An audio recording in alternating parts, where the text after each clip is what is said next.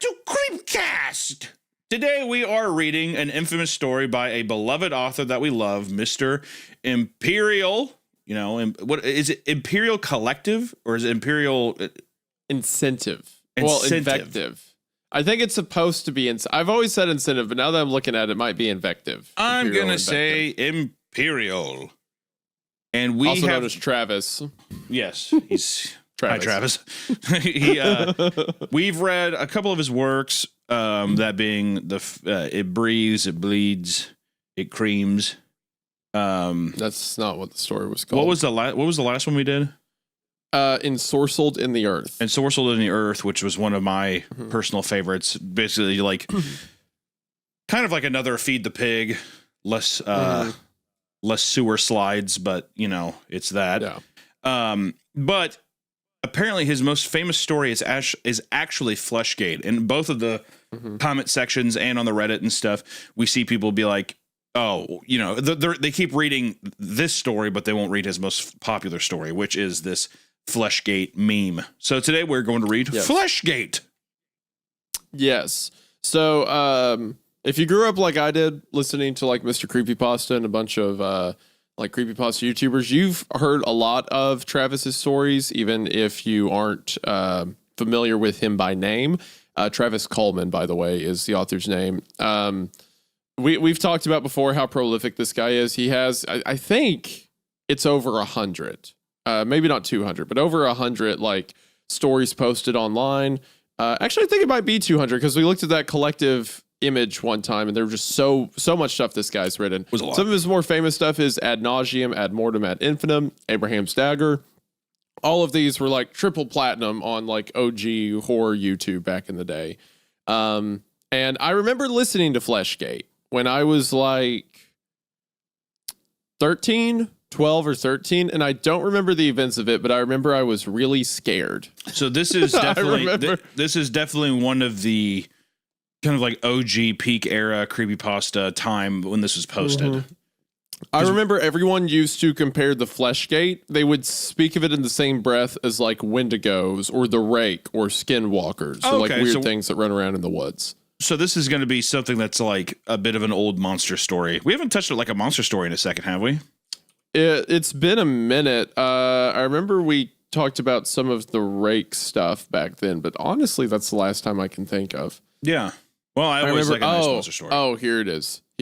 Okay, so this image I'm about to send you. Hold on, let me just send you the link.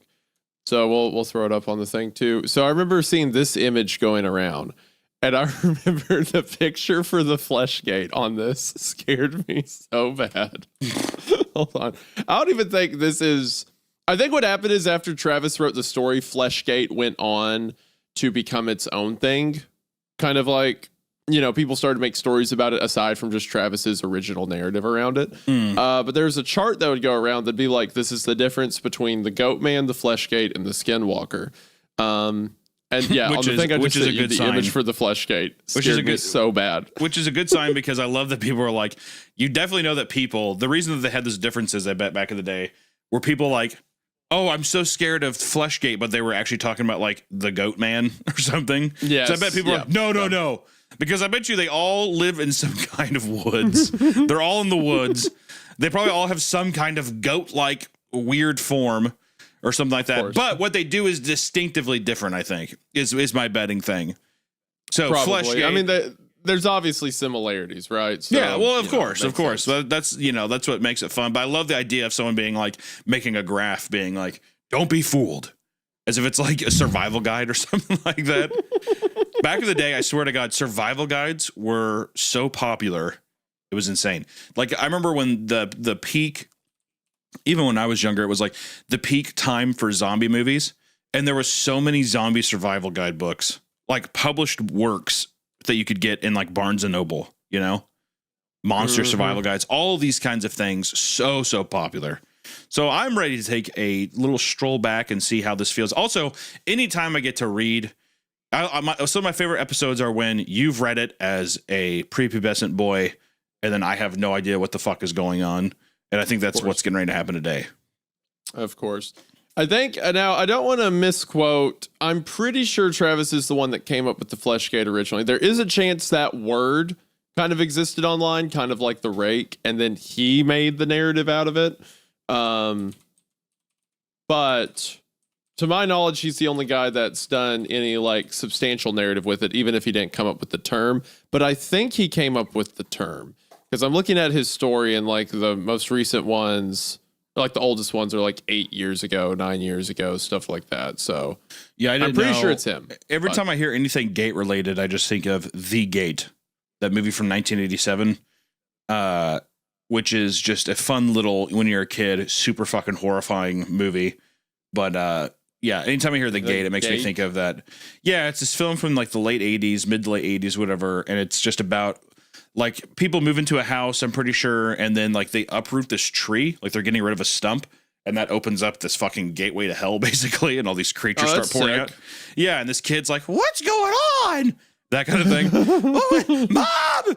And it's like these fucking horrifying things walking around. And everyone, and you know, in typical 80s, 90s fashions, the parents are just like, would you shut the hell up? Of course. I guess I'm going to have to do this myself. It's like a fucking, like an 8-year-old. It's so stupid. But it's awesome. The Gate rules. Anyways, made me think of that. So, all right. Well, Fleshgate, man, let's get into it. Let me turn off my lights to really set the mood.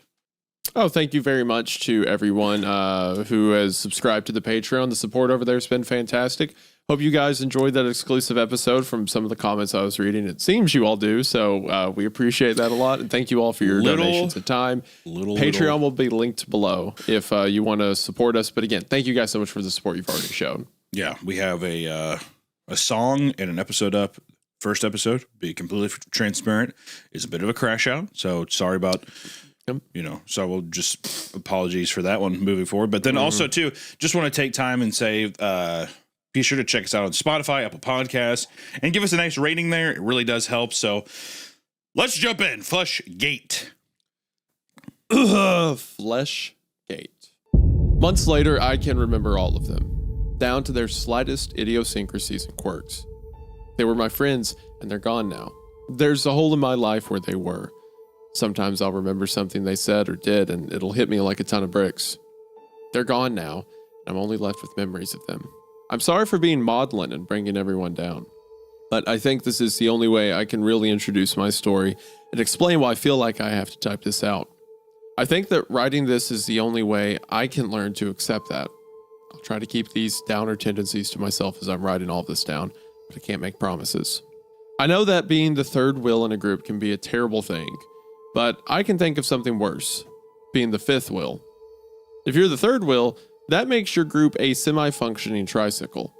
If you're the fifth wheel, you're left as some obscure car from the 50s that no one remembers or cares about. Imagine not being able to follow the in-jokes and shared history of one couple and multiply that by 2. Getting stuck as the fifth wheel is twice as bad. That was the frame of mind I had as we all piled into Ian's car to go to the Gila National Forest for our hike. I will say that being the fifth wheel is one of my favorite things ever. I love that. It's an act of terrorism, first off, being invited as the fifth wheel. So anyone who is there has to say, you're all now a part, like you have to suffer. And I take inside jokes, and then not only do I pretend that I kind of know what it is, but then I will tell you an inside joke from a person that is not there. And it is going to be hostile. It's going to be a complete takeover of the conversation to where I will not be invited in this situation again.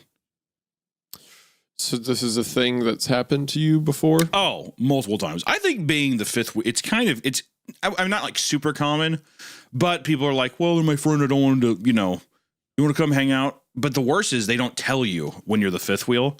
They're like, hey, we're going to go get drinks, or, we're going to go do this. XYZ, and then they just kind of throw it on you. And then you just show up there. I see. Exactly. And then it becomes a complete and total fucking takeover. Have you purposefully entered into a fifth wheel scenario before? Oh, never. You knew? Never. Okay. I would never go. Right. I would never go into hell, willingly. It's always it is always against my better judgment. I feel like that happened to me a couple times where I was probably with Kayla, but a friend's like, hey, you want to go like out or whatever? And I'm like, sure. And then I show up and it's him and his girlfriend. And I'm like, well, now this, like, why am I here? Like, this is weird. Well, you didn't even let me invite mine. What are we doing? Yeah, that's the worst part too, is whenever you go to, you basically like go like, hey, we're gonna hang out and do like let's just say we're gonna get dinner and go play pool, have some drinks, hang out. You're like, oh, that sounds like a good time. And then she doesn't tell you that it's with like the friend that's like the worst, like the most boring friend with her boring fucking husband or girlfriend or whatever it is. And then you're like, Yep. oh, good. Thank you so much for that. Yeah, at that point, then it becomes a hostile takeover because then they're referencing all kinds of shit that I have no idea. But I will pretend. And I will.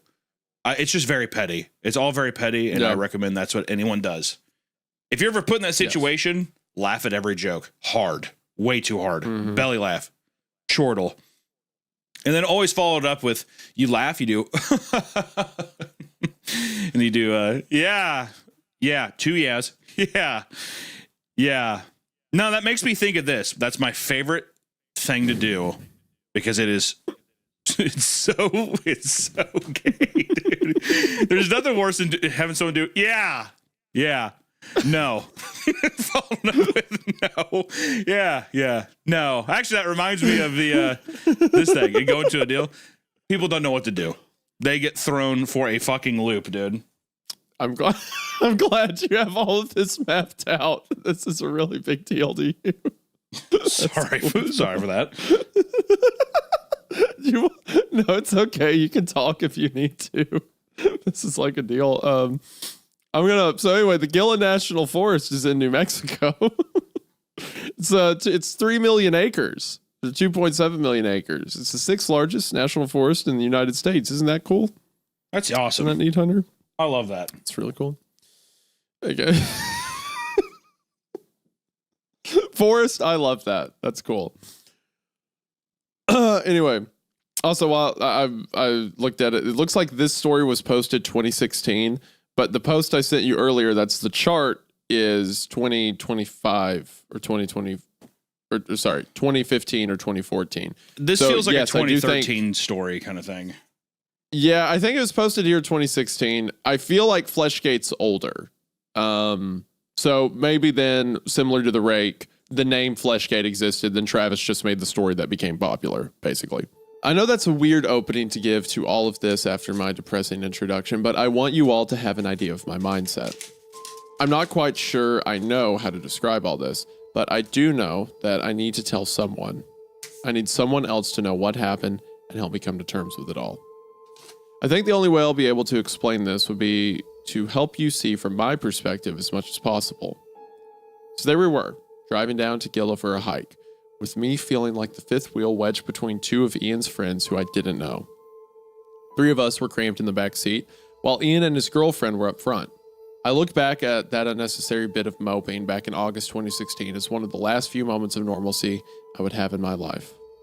I tried to make the best of the situation, I really did. Ian was always the more social of us. Our mom used to tell us that Ian could make anyone his friend, but that once I had a friend, that I kept them for life. It was one of those parental platitudes that was given to reassure a socially awkward child that there was nothing wrong. Unfortunately, it would take me almost 19 years to learn that that wasn't true. Instead of taking my therapist's diagnosis of social anxiety disorder following a breakdown after an office get-together as a means for seeking treatment, I used it as an excuse to cloister myself off from the world. I stayed in my apartment when I wasn't working and told myself that I was just doing what was best for me. Of course, Ian decided that that wasn't healthy and convinced me to go on a weekend-long hike with him. It wasn't, this is actually insane because I'm preparing to go on a big hiking trip myself, so there's an entire tent set up behind me right now. Really? In my room. If I had the capability, I would crawl into the tent for this video, but I feel like the camera would not reach down there. But this is perfect setting. It wasn't until I showed up at his house at 6 a.m. on Friday after taking the day off work that I saw that he had invited others along. I think he saw it as a means of getting me help and breaking me out of my shell by introducing me to his friends. Unfortunately, though, with Ian's extroverted nature, he didn't realize that I liked being in my shell. It was comfortable. It was safe. A turtle doesn't like being broken out of its shell. It dies. After a brief introduction where I caught no one's name except for those I already knew, my brothers and his girlfriend Jessica, due to morning grogginess and the rushed greetings, we packed up the car and left for our hike. It took 3 hours of mostly awkward silence for us to reach our destination. Ian tried to make conversation, but my short responses and the other sleepiness killed them off fairly quickly. I will say it seems that our narrator is a loser a little bit. Yeah, our narrator fucking sucks. He just refers to himself as a fucking turtle, dude. That, and also the fact that Ian's being like, so how things, playing any games lately? And he's just like, not really. No. Yeah. That's fucking, like, and you like seeing he has like a big like thick turtleneck shirt on. He just keeps like putting his head into it. No, and like keeps slugging his head in. Like, who the fuck brought this loser?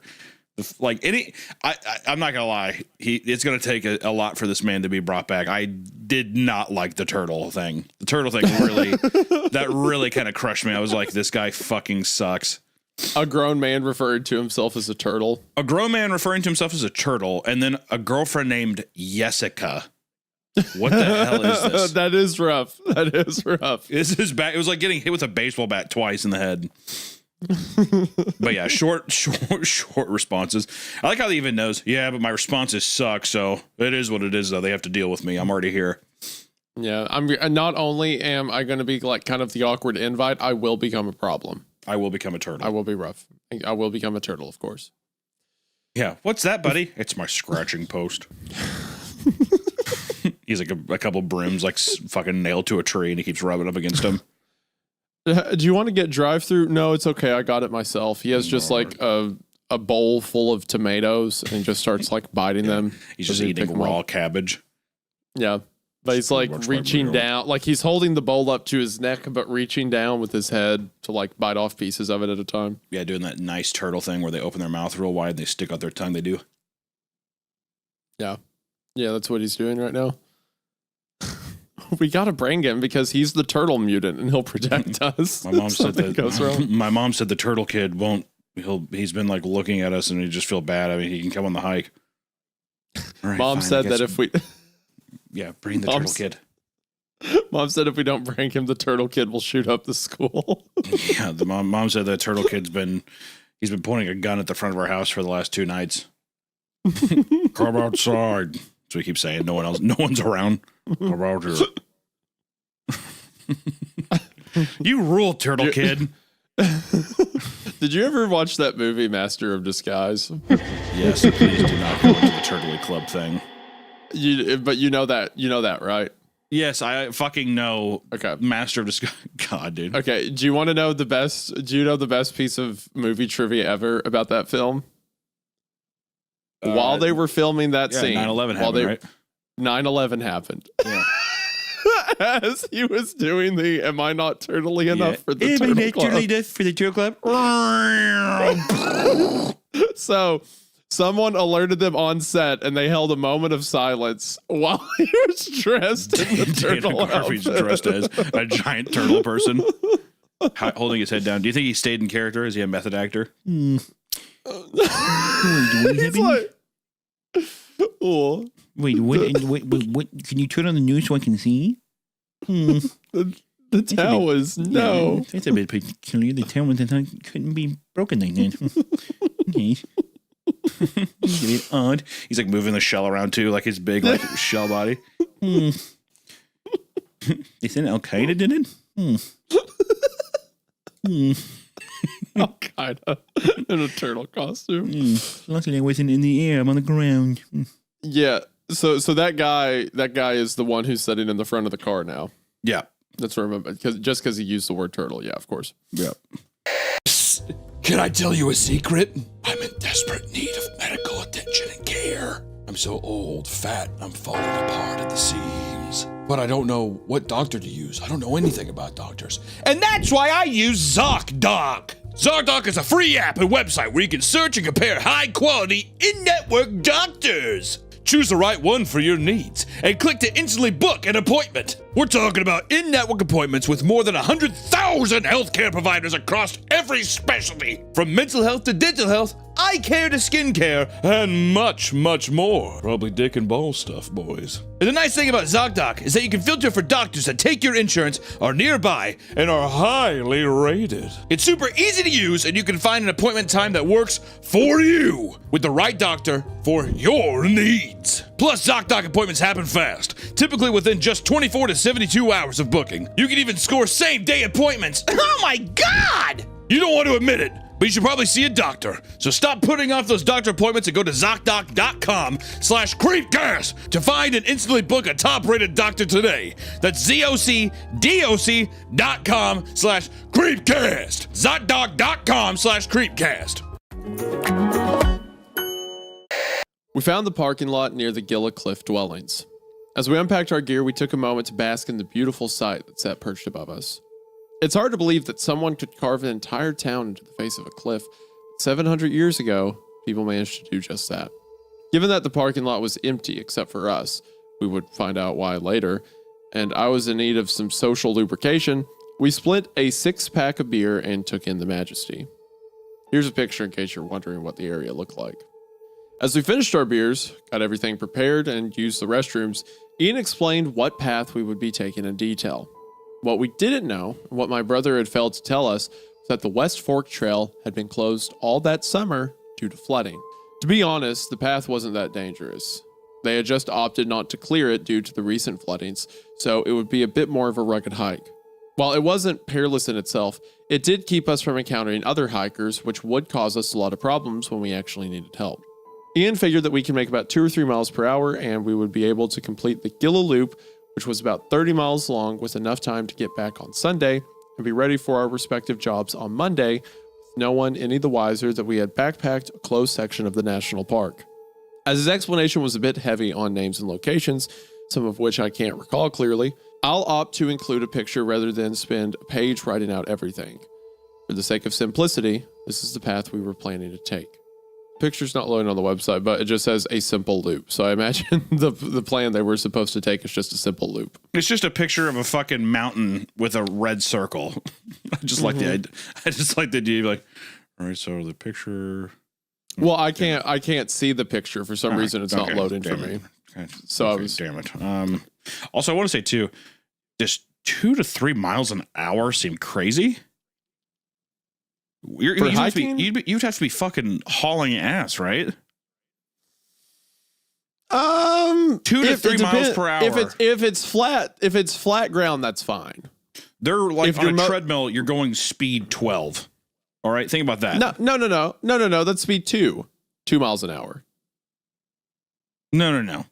I'm saying no. I'm saying if I was going 6 on the treadmill. That's an hour. It takes an hour to do 1 mile at speed 6. And that's like you're like jogging, you're like running. So I'm saying that these people in my mind are like speed 6 on the treadmill is 6 miles an hour. 6 miles an hour. No. That should be it because I've done it. Oh wait, no, you're right. Never mind. Okay. You're right. All right. I'm thinking of a walking thing. Never mind. My bad. I fucked up. Yeah. As long as you acknowledge that I'm correct and you're wrong, that's fine. We can move on. Cut that. No, don't cut it. Don't cut it. That's an important distinction. Your acknowledgement that I was correct. Hey, Harry, no, do not real cut quick. that. No, do not cut that. Hey, do not cut that, Harry. 25 minutes. There's just a simple cut that I want the editor to make if you could make that happen. Thank you so much. Absolutely not. No. Awesome. I heard you say got the green light. Awesome. I have. In addition, I'll include a more detailed map of the entire area. Okay. Oh, my bad. I was doing your job. My bad. I was doing your job. My bad. I was doing your job. Counterpoint, Harry. I have a gun. Okay. We're not cutting that. You said that. I'm yawning because that's how bored I am. I'm yawning. I'm bored. Okay. All right. So speed 2. They're walking 2 on a treadmill. In addition, that's I'll pretty include a more accurate. detailed map of the entire area so I can orient myself if you want to trace the trail we took. If you plan on following along with the... Oh, my bad. Sorry. I was doing your job again. Sorry. Go ahead. Go ahead. See how easy it is. Go ahead. You're so good at it. In addition, I'll include a more detailed map of the entire area so you can orient yourselves if you want to trace the trail we took. If you plan on following along with the path as I tell you about the experience. All I can say is good luck. So even as I stare at it now, I feel just as lost now as I was then. I was just going along with the group and trying to keep a positive mind about everything. I wanted to try and do a better job of getting to know Ian and Jessica's friends. I think my circumstances have finally begun to set in. I've been living in a quiet apartment in New Mexico for over a year, and I had no friends because I was a turtle boy.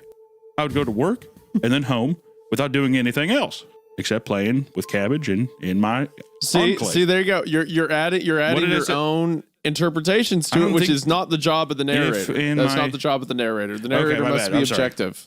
Sorry, I thought I read I think I got it mixed up with the. Okay, my bad. So, sometimes I would spend the entire weekend without saying a single word to anyone or seeing another person because I was on my back with my shell. No, that's not. Is that not? That's not on there too. That's not there. That's not there either. I knew that if I didn't change something quick, that solitude would become the norm, and that frightened me. Okay, so when you do your impression of me, it's gone from like a whimsical like choir leader to now just a clown, like a circus clown. I don't think that's true. Yeah, you're like past any closeness of it. Your hate is getting in the way of your accuracy. Can I actually try to do a legitimate impression of you? Because I have been working on it. My consent in this doesn't matter, so. Well, I won't do it if you don't want me to. Go ahead. Hey guys, it's me.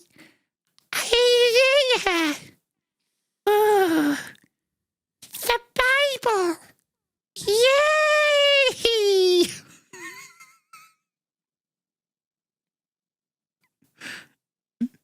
Is that? Did you like that?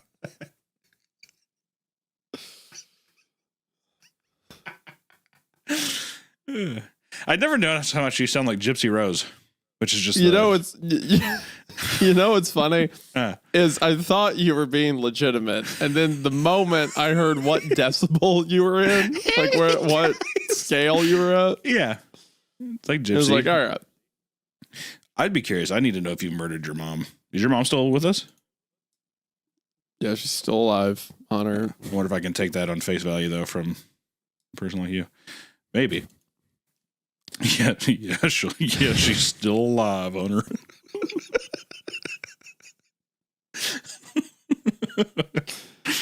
That invitation you did just then was closer than your dedicated invitation. Yeah, no, that's, to be fair, that was, I lampooned a little bit, but not very much. A little bit, okay.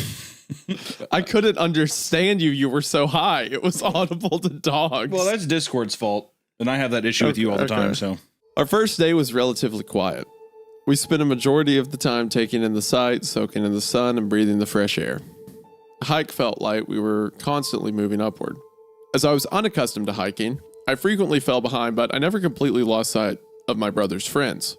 While we took a break under the shade of a tree whose bark looked like dried scales from some long-dead alligator, I tried to make small talk with everyone. I fell into a quick conversation with Ian and Jessica about their work and what they had been up to lately. When it came time to talk to the other two, I only managed to get the conversation going for a few sentences before it shriveled up and died. So I wasn't really focused on the story when you were doing your impression of me. I was more focused on my rage. But that was just like, they're just hiking through New Mexico. Everything's fine at first. Nothing bad's happened yet. Yeah, no. He's just basically saying if you wanted to follow, in the section I read, it was just him being like, here's a map. If you want to follow along, good luck. It's kind of a rough deal. I'm kind of a fucking social loser, and I'm trying to, like, you know, branch out. Well, they said the trail was closed, right? And they weren't supposed to be on it. Yeah. I remembered assuring myself that it would be easier when we stopped for the night. We rested for a while before continuing our ascent up the mesa. This was where everyone realized how truly out of my element I was here. The path up the mesa was agonizing for me. It seemed to never stop climbing up, and there was almost no shade to keep the sun from beating down on us. I was sweating buckets, panting, and wheezing whenever they stopped to wait for me to catch up. I tried to pretend that I didn't notice their exasperated whispers or side glances, but it was easier said than done. They seemed like the outdoorsy type that had been doing this sort of thing for years. By the time our paths started to level out, I was ready to turn around and leave. It wasn't until we reached the top and looked out over everything that I realized how foolish of an idea that was. Even if I was able to convince Ian to give me the keys and let me walk back to the car and go home, I had no idea where I was going or what trail markers we had been using. I imagined splitting off from the group and tromping through poison ivy, bumbling into a gang of banjo-playing hill folk, or getting lost in the dark and wandering in circles until exhaustion and exposure took me. Even if I did manage to hike back to the parking lot, where was I going to go? Would I go back home to my empty apartment, eat a Hot Pocket, and feel sorry for myself again? I decided to tough it out and continue hiking. Also, by the way, the hillbilly hill folk would be Appalachia, by the way, not New Mexico. So. Yeah, I mean, I think he's just referring to Deliverance. Yeah. I mean, that's the reference. And there are, like, what's the film about the New Mexico people? Oh, Hills Have Eyes. Like, sure. But the hillbilly, the banjo's our thing. So The last thing you want to hear when you're like, oh, wow, this trail like in the forest is kind of weird. Last thing you want to hear from behind you is, You lost? that's the last thing you want to hear on earth. There's been a few times where, like, I've been, like, on a river, like, walking the bank or out hiking or something like that and come across someone's property and they do not like you being there. There was one time me and my buddies, we were four-wheeling and we drove up some road and we walked up to the top of the hill to get a view. And while we're standing there, we hear someone walk behind us and we turn around and there's a guy standing there with a rifle across his arms. He's not pointed at us. It's down at the ground. And we go, "Hey, sir, is this your property?" And he goes, "Uh-huh." And I go, "It looks like it."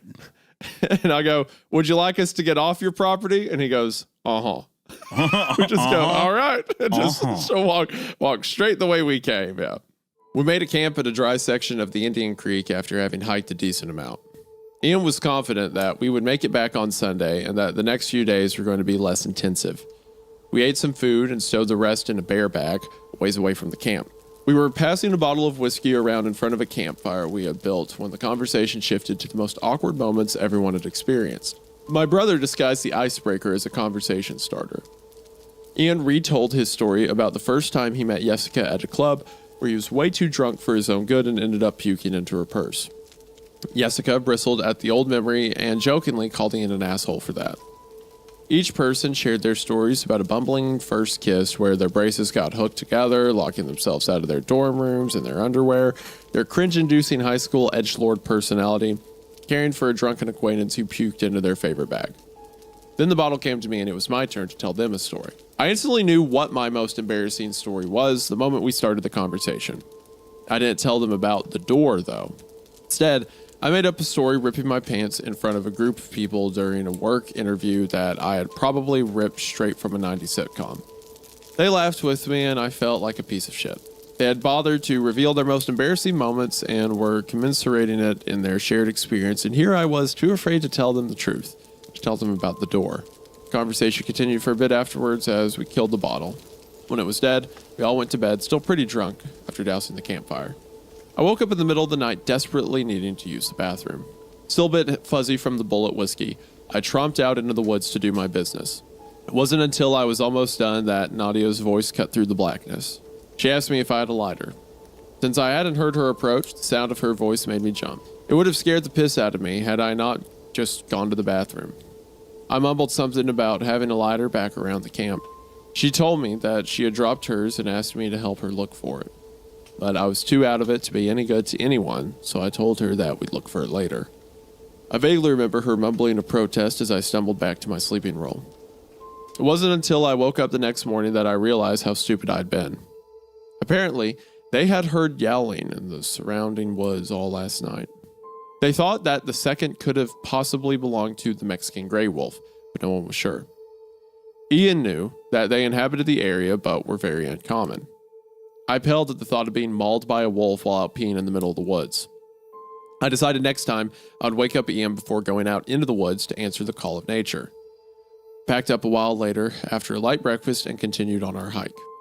Second day was a little better. The overbearing sun I suffered under previously was hidden behind heavy clouds. We crossed a number of rivers as we followed the 157 to 279 junction. We went along Little Bear Canyon as we headed towards the TJ Corral, which was towards the end of the hiking loop. As the path hadn't been cleared yet, we frequently had to dodge patches of poison ivy and stinging nettles that had grown emboldened by this season's flooding. I fared much better on this hike, and despite nursing a slight hangover, I felt like I was doing a much better job of getting around with my pack and clunky boots my brother had loaned me. We made camp around midday and purified some water from a nearby river, boiling and adding iodine tablets to them, as the last section of our hike didn't really have many opportunities for potable water. I think that maybe our encounter last night with the yipping and yowling wolves had added a bit of seriousness to the hike, that there wasn't as much joking around or conversations this night. We talked a little bit, but mainly just had something small to eat while we stared into the campfire. Ian and Jessica were the first to call it for the night. I stayed up with the others for a bit, but we were mainly silent. The other two slowly went off after a bit, and I decided to enjoy the warmth a bit longer before getting ready to go to bed for the night. Just as I had finished dousing the fire, I remembered Jerry coming up to me and asking for the map. He told me he wanted to plan out the rest of our trip and that there was a spring nearby that we should really visit that wasn't too far out of the way. I grabbed the map from Ian's pack and gave it to him before turning in. I woke up the next morning to the sound of Ian rustling around his bag. He sounded angrier the longer he searched. He knocked mess kits into each other as he peered deep into the pack for something he was missing. Frustrated that he wasn't finding the item he was looking for, he turned the bag upside down and dumped out everything. He was practically ready to tear out his own hair, and it seemed like he had spent the entire morning looking for that one thing. Wanting to know what was up, I walked up to him and we started talking. He asked, Hey man, you see the map anywhere? I can't seem to find it. Where's Jerry? I gave him the map last night so he could map out a little detour on the trip so we could visit a spring. Why don't you ask him? He probably knows. It was then that Ian said something that changed everything. Jerry? Who are you talking about? Do you mean Oliver? Don't tell me you thought his name was... No, I'm talking about Jerry. Tall guy, kind of lanky. You're joking, right? He looked confused for a few seconds and made a questioning sound like a really old computer trying to process something moments before it catches on fire. The pieces clicked into place and Ian shouted, Who the hell is Jerry? getting the attention of everyone in the area. Some guy asked you for a map in the middle of the night and you just gave it to him? You handed our stuff to some random stranger you met in the woods? I tried to explain myself and tell him that I knew Jerry and that he did too, since I remember hiking with him the day before, but I couldn't find the words to convey that point. It was here that Jessica stepped in and asked what was going on. Ian vented vitriol. How fucking stupid are you, Evan? Some random guy named Jerry comes up to you in the middle of the night asking for our shit and you just give it to him? Jesus Christ. We need that map to get around smoothly since the trails out here haven't been cleared. Ian shouted for about 15 minutes while everyone became aware of our situation. Jessica managed to calm him down enough so we could figure out our next move. While we weren't completely screwed, as Ian had memorized a large portion of the trail markers, it was going to be a lot harder to navigate the necessary junctions to bring us back around to our car. Packed up all our stuff, making sure that the guy hadn't taken anything else, and we left. The entire hike, I could feel Ian's eyes drilling into me. The last time I had seen him this furious was just before he got into a fight with Aaron Fredlinger and beat him to a pulp. He got suspended for a week, and Aaron got a black eye, busted lip, and never said anything about our mother again. Each time we came across a break in the path, we spent a few minutes while Ian tried to remember where to go. The fact that the trails had been closed and the paths were overgrown only served to make everything more difficult. I think that's how we made a wrong turn and began wandering on the faint trail. I don't actually know if that's where it went wrong since we didn't have the map at the time, but that's my best guess. Further away from home and safety.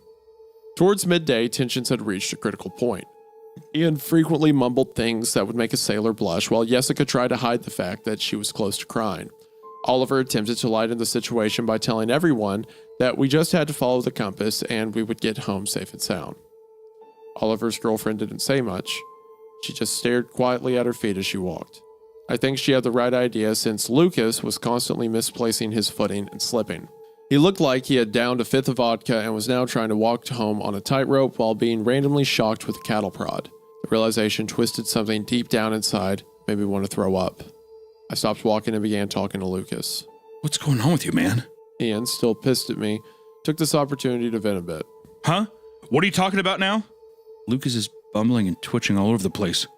Don't be a dick, man. You know he has an late-stage multiple sclerosis. We told you before the hike started about... We told you before the hike started... Oh my God! We told you about... Whatever. We got it. We told you before the hike started about his condition. There it is. Jesus fucking Christ. I hate myself. Such a fucking idiot. The whatever's so funny. Like, Put a bullet, they'll get it. I just fucking put me down. God damn, dude. They've heard it enough times. They'll know what it Worthless, says. worthless dog. That's all I had. God damn, dude. So no, you're not. I love you. We love you. It's okay. It seems like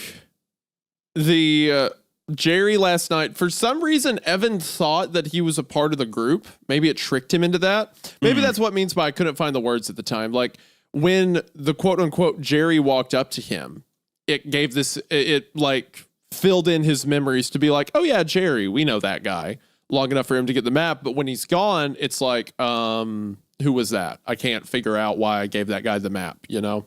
Yeah. Well, I mean, that would be fucking horrifying, first off. Yeah, the guy. That is like, what are you talking about? Like, that'd be insane. I also like that the story, which I'm getting kind of sucked in, but I do like that the story's kind of taking this like Blair Witch stuck in the woods, you know, don't know really how to get your way out kind of vibe. I always love that. Trapped in a maze that's a forest is just super fun. Also just so scary. So it's so easy to do, you know? Yeah. This is also very Goatman, you know? Group of kids in the woods, like some strange person. Like you know who that guy is, right? You recognize him, right? Well, I do like the difference, at least with Goatman, it's like it's kind of cabin in the woodsy, you know? Like it kind of reminded me of like an Evil Dead kind of vibe of stuck in the woods, imposing force trying to break its way in. But, you know, a story like this, out in the open, you've already interacted with something you don't know, that kind of vibe. Yeah, Which the similarities there are fun. The supernatural element a lot. Yeah, I do like the similarities of how the Goatman did that too. Of like, that was the kind of big reveal in the Goatman where it's like, you know, there was 8 people here before, but now there's only 7. Like that kind of, yeah. You know, those little fun twists are fun. So I'm curious to see how it kind of develops here. As soon as he said it, the events came rushing back to me clear as day. I recalled Ian pulling me to the side and telling me about his friend's diagnosis and how this was likely going to be his last opportunity to undertake a long hike like this, so he had to help him and move slowly. I remembered watching him scramble up the trail and thinking about our own mom and her illness. It brought back bittersweet memories of birthday wishes given to us from hospital beds, infusions with disease-modifying therapeutics. Alan 2's... You know what? Someone smarter than me can read that. They got it. Put it up. Flash up on screen. Alimtuzumab lemtrada. And hearing her sob quietly to herself in the middle of the night when she thought we were asleep. Guilt flooded over me, and I stepped forward to apologize to Lucas when it happened. Lucas growled at me the instant I took a step forward, and he dropped to a hunched position on his hands and feet. It almost looked like his skin was bristling at a possible threat, and I could see his broken and decaying teeth as he hissed at all of us before taking off at a hopping stride into the woods. He moved like one of those CGI monstrosities from the last Planet of the Apes movie. His shaky and unstable balance was replaced by a more natural and animalistic gait as he loped into the distance and disappeared amongst the trees. The last thing I saw was what I assumed were its clothes sloughing off of its body, revealing that they weren't actually clothes, but gray folds of skin. Oliver was the first to talk. What the fuck? As soon as Oliver said those words, it was like a switch had flipped that set everyone to panic mode. We began to run along the trail as if it would do us any good. The only thought in my head was to put as much distance as possible between me and that thing. I think it took a good 15 minutes for us to run out of energy with our heavy packs and the disorienting nature of the woods. As we tried to catch our breaths, I surveyed the area around us and came to a terrible realization. In our panic, we had run off the path and were now even deeper in the woods. Yeah, shit. We tried to make sense of what we saw. I just remember Ian mumbling the same phrase over and over. What the hell was that? What the hell was that? What the hell was that? What the hell was that? The short answer is that it was Lucas. The long of it is this. There was no Lucas. Not really. Sorry for interrupting the story in the middle like this, but I think now is the best time to try and explain everything. I know how confusing this all seems with Jerry and Lucas. The truth is, I did that because I don't think I could have appropriately explained it to you without you first experiencing it from my eyes. I don't know what to call those things, but they do something to your mind. They insinuate themselves into your memories. They wrap themselves up in a wall of your recollections, and even though you know something is wrong, you can't quite put your finger on it. Your group of 4 friends could grow to 5 and you wouldn't be any the wiser. Part of you will stupidly admonish you for ever wondering how many there were. You look at it and you recognize the face. You remember events. You can recall getting drunk at a bar together. You have memories of them crying on your shoulder after a rough breakup. You can recollect everything that happened between you, but none of it's true. I don't know how it does it. Crawls into your head somehow and makes you see things in a way that benefits them. It can mold memories, but can't mimic human movement. It walks on 4 claws, not 2 feet. It growls, hisses, and snarls. It doesn't talk. It infiltrates, observes, and waits. It was hunting us and trying to drive us deeper into the woods. It was succeeding. Man, that's so cool. That is such a terrifying... Like, I've seen the mimic concept, like Skinwalker or whatever, Sure. done so many times. But the idea that it implants itself into your memories is horrifying. Yeah, it makes me think of the SCP, the Cousin Johnny one, where it's it makes you just think it's like he's a member of your family. But also, I like how it's doing something super weird, and it's like somehow putting itself into your memories to where it's like, I told you this and that, and it makes you think that you have seen him before. But I love also the animalistic nature of like driving you off and like kind of like making it easier to pick you off one by one by driving you into the woods.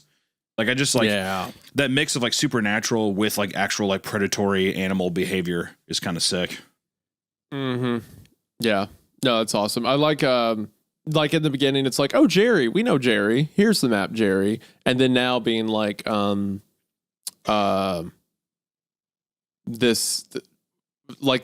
person's been there walking all day and it's like, oh, you remember he had multiple sclerosis. This was his last hike, like all these fake memories, but it's like countered by him walking, like the way a dog, when it's up on 2 legs, tries to walk, where it's leaning side to side. It doesn't know what it's doing. That's such a freaky image. That's awesome. We never really reached much of a conclusion about what that thing was, but we did reach a consensus that we had to get out of here as soon as possible. I watched Ian as he looked around the forest and came to the same realization that I did. We were lost. He didn't tell the others. I think he realized that panicking would only get us in more trouble. Instead, he told us to follow him. With the shock of our encounter setting in, we could do nothing but follow his lead and hope it all worked out. As we walked, we could hear the sounds of distant animals yowling and calling out to each other. The terror of our situation deepened as the others whispered that those were the same noises they had heard the first night out in the woods. Whatever this thing was, it was following us and calling out to other things in the area. At the time, I couldn't stop thinking about one of them barreling out of the underbrush and sinking its black and rotting teeth into my neck before the rest of the group could react. I remember brushing the thought off and mentally reassuring myself that there were 6 of us here, and we had only actually encountered one of those creatures. If violence was needed, we outnumbered them. Wait, didn't he say there were 5? Yeah, he's the 5th wheel. Yeah. I mentally reassured myself, don't worry, there's just 6 of us. Ruh-roh. Yep. As the day pressed on and we seemingly wandered south in an attempt to pick up another trail that would lead us back to the parking lot, I couldn't help but shake a nagging feeling in the back of my mind. It felt like I had forgotten some important fact that I should have never forgotten about. It wasn't until Oliver mentioned his wish of being back in the car that Jessica stopped dead in her tracks. We all turned towards her, but knew what was coming the second she asked. We only took 1 car down, right? Ian snapped, more fearful than frustrated. Of course we did. Remember how cramped everyone was in that tiny-ass Prius with all our camping gear smashed in the trunk and on our laps? What about it? Jessica went white, as if this were the first time that Ian had ever raised his voice to her. She paused for a moment before asking, How many of us are here right now, and how many does your car seat? Ian's car sat 4 people comfortably, 5 uncomfortably, and there were 6 of us out in the woods at that moment. Everything happened at once. Ian swore. Oliver's girlfriend gave a half shriek and a half gasp, while I looked wide-eyed from person to person, trying to figure out which one of us didn't belong there. Sarah was the only one who managed to say something, and that was... She hadn't finished her words before her jaw popped open. I don't mean that it dropped open like she was astonished at something. It popped open as it dislocated from her face.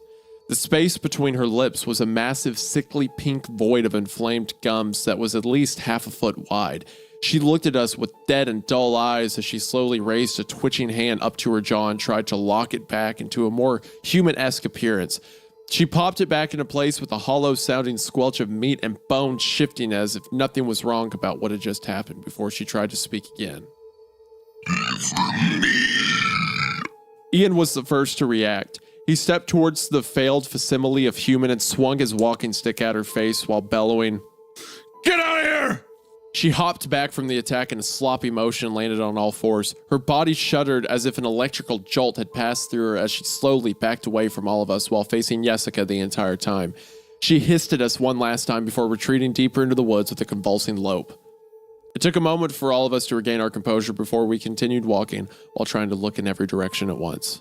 I remember Oliver rambling as we walked. He kept asking, although no one was responding to him. Did you see how it moved? You ever see one of those documentaries about mad cow disease? That thing was twitching and moving like one of those infected cows. What the hell was that thing? Was it a person? What kind of person could do that to their body? I tried to talk to it. He rambled for hours before we had to stop. We had to tell him to shut up because we were worried about that thing hearing us, though that really wasn't the case. Wham stopped talking because it only served to scare us further. Besides stopping for the night, none of us actually slept. We sat around a campfire and listened to the sound of high-pitched whining and yelping coming from all around us. It seemed like any time I actually got close to falling asleep, the call would start up and jolt me awake. We spoke in hushed whispers and tried to figure out what they wanted with us, even though none of us really wanted the answer to that question. The hours dragged on almost endlessly before dawn broke and we continued our hike. We spent Sunday hiking around and trying to find a familiar sight. Without any real sense of where we were and where we were going, our only hope was to stumble across another hiker or find an area with a high enough vantage point that we could survey the entire area. Fortunately, any elevations we climbed didn't afford a good view of the area, and it was extremely unlikely we could find another hiker due to the fact that the trail had been closed and wasn't cleared. Even if we did, what were the chances that we would trust them and could be certain that it wasn't one of those things? Midday through the day, Ian whispered to me, Count the people wearing backpacks. One of them is with us again. I casually looked over my shoulder and noticed that one of our group was walking without any gear. They trailed behind us, but were still in our vicinity. They moved slowly, but didn't show any of the jerky movements of the previous two. The thought that it was learning to mimic our movements unsettled me. Without really thinking, I shucked off my backpack and approached the imposter. Before they knew what was happening, I shoved them as hard as I could. The instant my hands pressed into their shirt, I felt something slick and warm give way like the outer layer falling off of a rotten mango. Their shirt slid off their body into my hands, and I quickly realized it was their skin. The thing was actually naked, but gave the appearance of clothes by altering the color of its almost translucent skin. I dropped the swath of tissue that had sloughed off it and impacted the ground with a wet slap. The creature toppled backwards and began yelping. I can only describe the sound like this. Imagine getting out of your bed in the middle of the night to go to the bathroom. As you're feeling your way through the darkness to get out of your room, you step on your dog's tail. Imagine the startled yelp of pain and the shock that comes along with it. Now focus on that emotion you felt when you heard that noise, that sudden surprise and guilt. In reality, the sound it made was nothing like a hurt dog. It just reminded me so much of a wounded pet that I can't differentiate the sounds. Here's the worst part. I shouldn't have felt bad. Those things were stalking and tormenting us. They were likely hunting us, and I felt bad for harming it. I shouldn't have felt bad about it, but it wanted me to, and so I did. That's freaky. Yeah, that's That's a weird. That's like for a creature being able to put that mind fuck on you is crazy. Almost like it instantly gives you like a Stockholm syndrome kind of thing. Well, yeah. Why did I do that? You know, that kind of like weird. It's like you're already kind of loving, almost loving to it. Like you care about it. It's so fucked. Mm-hmm.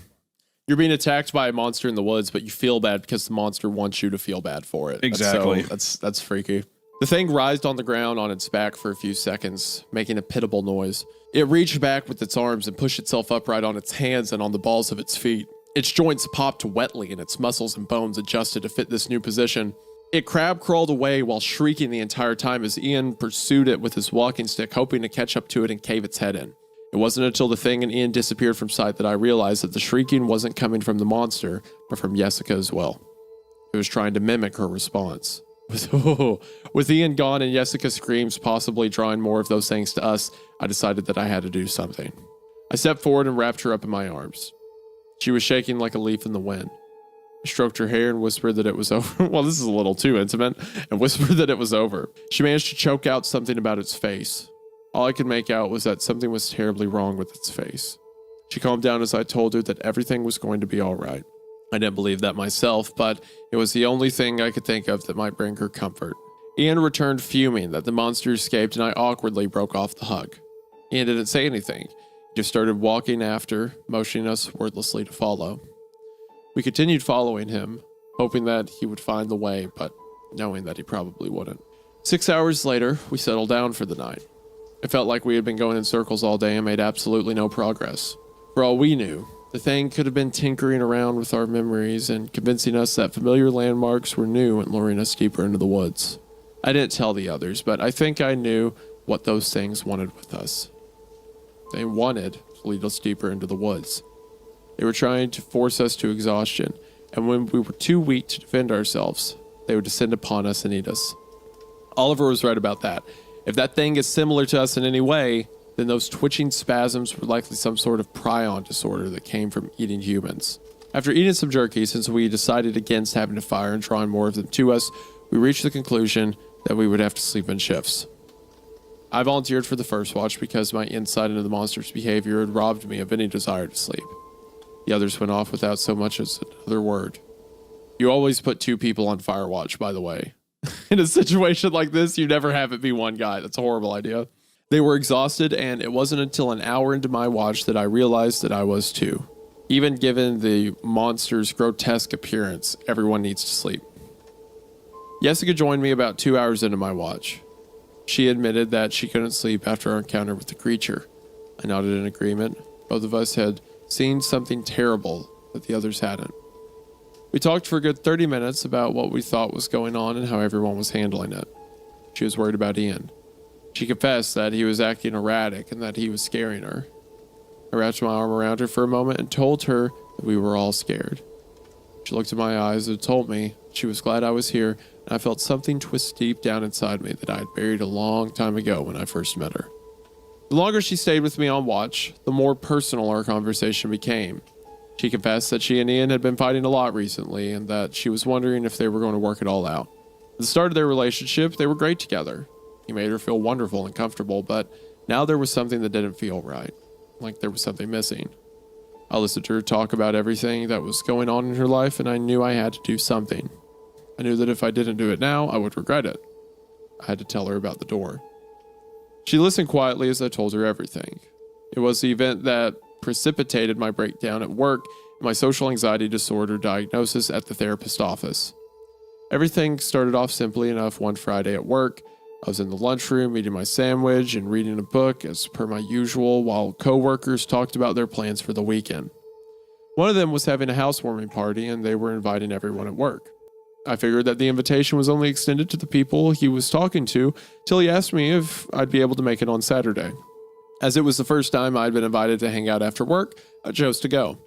Planning what were interesting topics to bring up in case there was a lull in conversation, and the bottle of wine I was planning to give as a housewarming gift.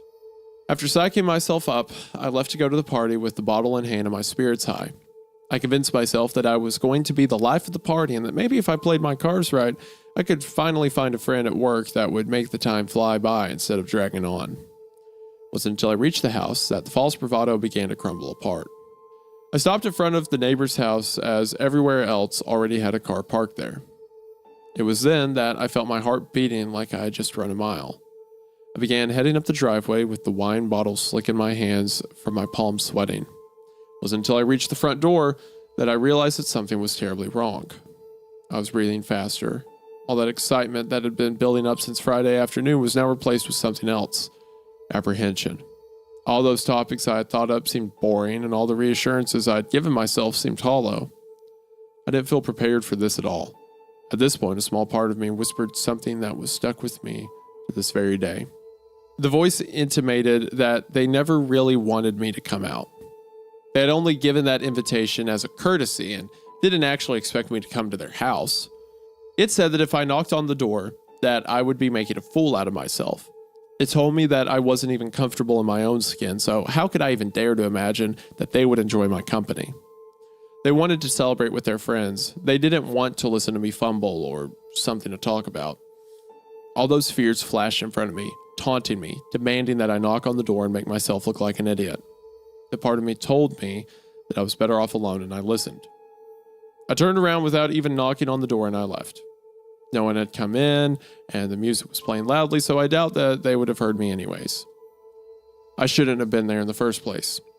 Maybe I saw them watching me from the window, maybe I didn't. Maybe they were laughing at me as I drove away, flustered and embarrassed. Maybe they went back to the party and joked about the social recluse who had seemingly freaked out and run away from their house while I went home and cried in the shower. Maybe.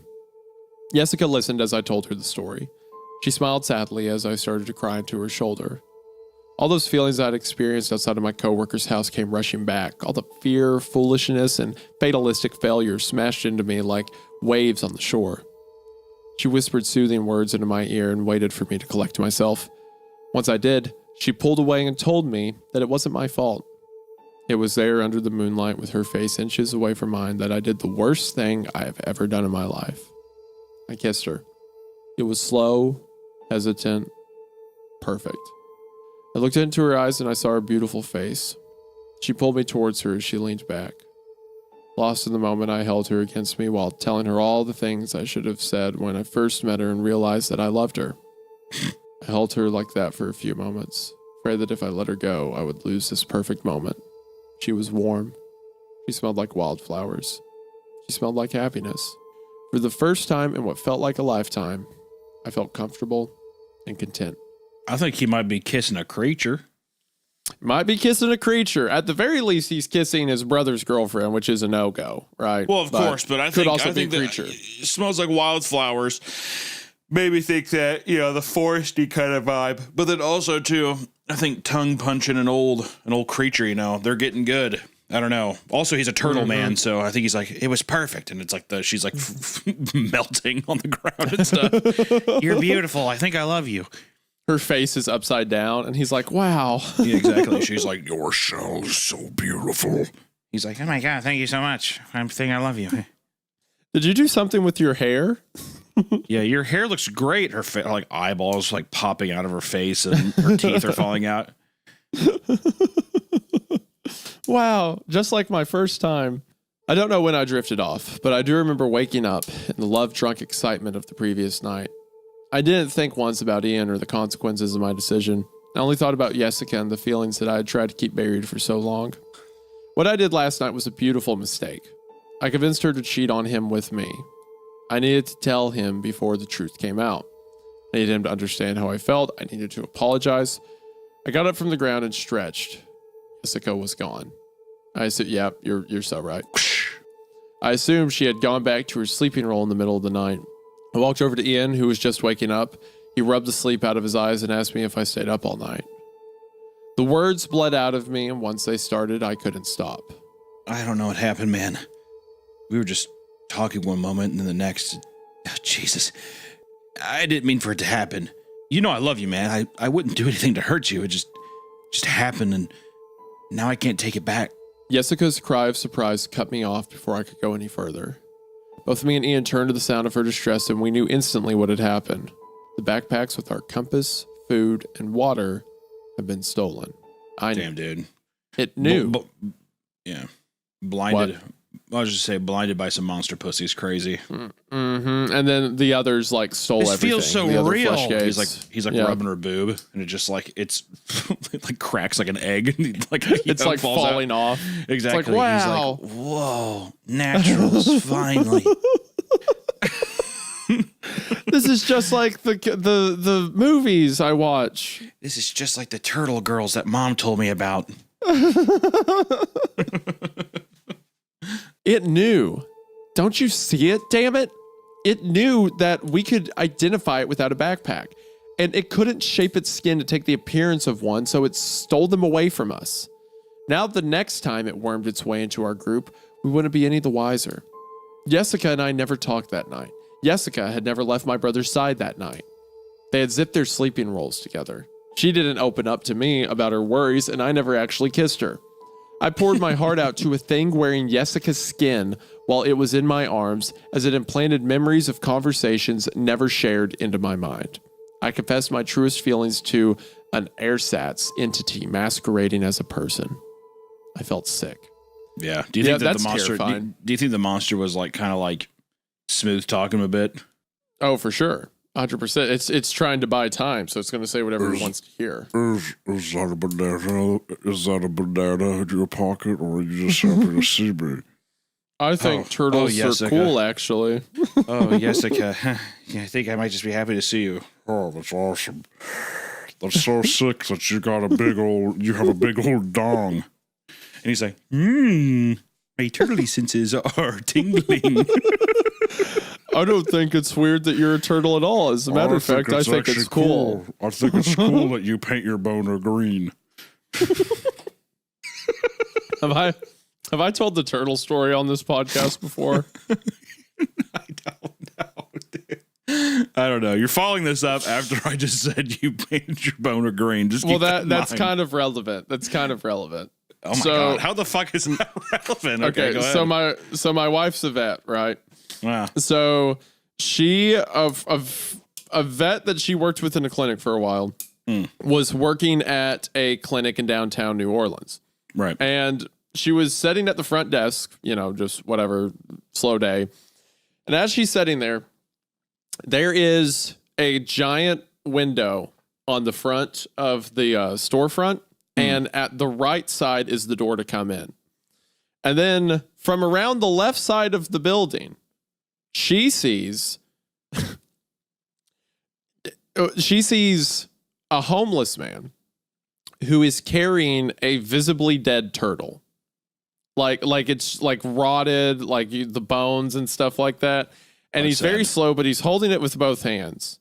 And he's walking like along the window. So that means there's a really long time before he gets to the door.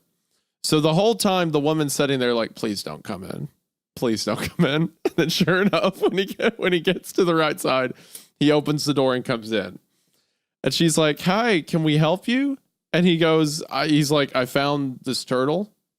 And then she's like, okay. And he's like, it's sick. And she looks at it and it's like, there's a little bit of bone in there, but it's just like a turtle shell.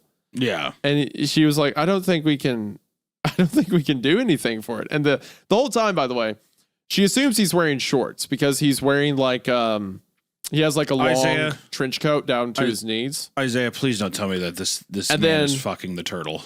And then she's like, I don't think we can do anything for that. And then he goes, okay, and he turns around and he drops it. So he bends down to pick it up, and when he bends down, he is completely naked from the waist down. So when he bends over, it's everything on display. And he picks up the turtle and he walks out. So me being terrible. Sorry if you saw my dick and balls. They're in the wash. Well, okay, me being terrible, right? Because this is clearly a mentally ill man who, was probably in his mind trying to help a turtle. But I took this story when it was first told to me as he was just trying to find a way to expose himself to like the women in the vet clinic. So I just started coming up with bits in my head where like, okay, well, the next time I tell the story, it's about it like he's painted green. Oh, I see. Just to add a layer to it, right? And then the next time I tell it, he's not walking to the door; he's crawling on all fours. Yeah, the turtle's on his back. The turtle's on his back. Your It show is my eventually show. got to the point where I told this story to someone,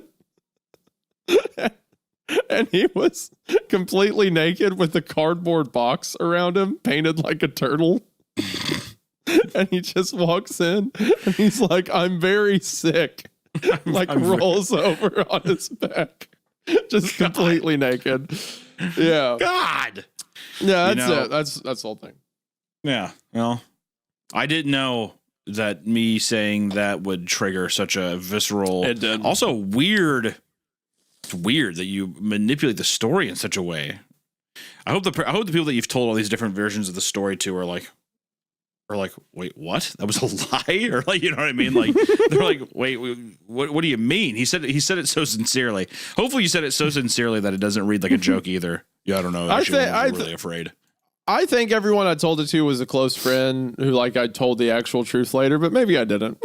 Maybe someone out there has the wrong version of the turtle story. It's just all intimate members of your family. You told one to your dad, your mom, and all kinds of stuff. The original one's completely true about him being naked, bending over, stuff like that. Yeah. But me making him into a turtle where the bit is he is the sick turtle so that women at vet clinics touch him. That was me adding that to it. So yes. That's sick. You're a disgusting man. I know. I'm terrible. Anyway, the story. The others woke up quickly after hearing Jessica screaming. We quickly searched around the area, hoping to find some scrap of food or some indication of where our stuff had been taken to. We found nothing. It was long gone. We had no food, no water, and no hope. We had no way of telling when one of those things was hijacking our heads and pretending to be part of our group so it could distract us. With our compass gone, we had no means of following a set direction and hoping to pick the trail back up. In short, we were screwed with a capital S. Oliver demanded to know what I was doing last night. He wanted to know how I could be so careless as to fall asleep when I should have been watching over them and our gear. I lied and told him that someone had come around in the middle of the night to relieve me from my shift. I didn't mention that it was one of those things impersonating Jessica. I couldn't bear to look either my brother or his girlfriend in the eyes at that point. Oliver started to yell, but stopped when he saw I was on the verge of tears. I don't know if it was mercy or disgust that caused him to stop. At this point, it doesn't matter. Gathered up the only thing that they had taken in the night, our sleeping rolls, and continued walking. The hike without water or the prospect of food was unbearable. We were already exhausted, and the realization that we were soon going to be starving and dehydration only served to sap more of our energy. Within a few hours of our march, my mouth felt gummy and dry. While we were still under the canopy of leaves, the temperature was still in the high 80s and low 90s. It didn't take long for dehydration to set in. I kept licking my lips in an attempt to keep them moist, but I could feel them beginning to crack as my saliva began to dry up. As we walked, Oliver picked up his pace and caught up with me. I looked over at him and knew, without him saying anything, that another one of those things had joined our group. He whispered, "Don't look directly at it. Just keep in the corner of your eyes. I think that messes with your mind. It would explain why you remember that guy that night, but the rest of us can't. You saw him, but the rest of us didn't. Don't get close. Just keep it in the corner of your eyes. It's been trailing us for about half an hour now. I think it just wants to watch and follow us." I pretended to be cracking my neck and looked at the tag along in my peripheral vision. It trailed behind us by about a dozen feet. In its resting state, its facial features appeared staticky. I could make out eyes and a nose, but it was constantly shifting and rippling like bubbling plastic. At this point, we were too tired to even bother with chasing it off. We just kept walking and hoped that it wouldn't try to join the group. It seemed content to keep its distance and keep us in its line of sight. It followed us for about 2 miles before it broke off towards the trees with a shambling, awkward gait. We were too tired to even try and set up a shift system. We just huddled together in an attempt to convince ourselves that we were safer when we were closer together. But every time one of us got comfortable enough to drift off, those things would start making noise. The noises started off as a high-pitched yips whose sounds seemed to travel for miles. As the night drew on, they grew more aggressive. I remember one time as I was drifting off hearing the grating rasp of my name. Things weren't just following us, they were learning. They were perfecting their mimicry. The thought disturbed me more than the idea of them out there watching us in the darkness. How long would it take them to become more human than human? What would they do once they were capable of walking amongst people again? I drifted off to sleep with that thought beating around in my head like a man trapped in a wall. We got up Wednesday morning and left without a word. A small part of my brain nagged at me and told me that it should actually be Tuesday morning, but I knew it was Wednesday. Why didn't I have any memories of the day before? At this point, there was nothing left to say. I don't think anyone wanted to theorize on the missing day from all our recollection. Some of us had been awake all night without any food or water. The constant stress had completely worn us down. It was just that, nothing else. We continued hiking in the same direction we had been going in with the false hope that we would come across someone. In the end, our hike looked more like a death march. My feet were covered in blisters that had ruptured and plastered the soles of my feet to my socks. Every step felt like I was tearing open the sores a bit more. In an attempt to take my mind off the discomfort, I focused on my brother who was walking in front of me. He wasn't as much walking as he was limping forward. He stopped using his walking stick and was dragging it behind him like it was a broken limb. I watched as he stepped over a rock and the walking stick slipped out of his hands. He kept dragging himself forward as if nothing had happened. He didn't even register it falling out of his hands. It was at that point that I knew something was wrong. I knew that my brother wasn't my brother anymore. The evidence of the entire missing memories of the day, the fact that we were going deeper into the woods, and his awkward gait was enough to tell me that. I just knew he wasn't my brother. Not anymore, my brain told me. I quietly picked up his stick as I passed it. Amy went to call out to him to ask if he was all right, but I shushed her. I was so sure that one of those things had replaced him and was now leading us deeper into the woods. I realized that I'd only have one chance at this. The instant it knew what we knew, it would try and run away.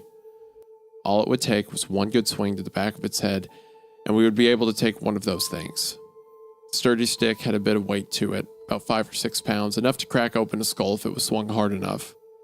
I began walking faster while trying to avoid the underbrush that might give away my approach. The thing wearing my brother's skin continued lipping forward as I drew closer. I waited until I was within swinging distance before raising the walking stick above my head. My heart was beating in my chest and my palms were so sweaty that it felt like the stick would slide right out of my hands. I kept on moving forwards, completely unaware of what I was about to do to it. I whispered, I'm sorry. just before I swung the walking stick down with all my strength. Ian turned to face me as he mumbled groggily. Sorry for what? My muscles locked and I stopped mid-swing and the stick stopped just inches away from his face.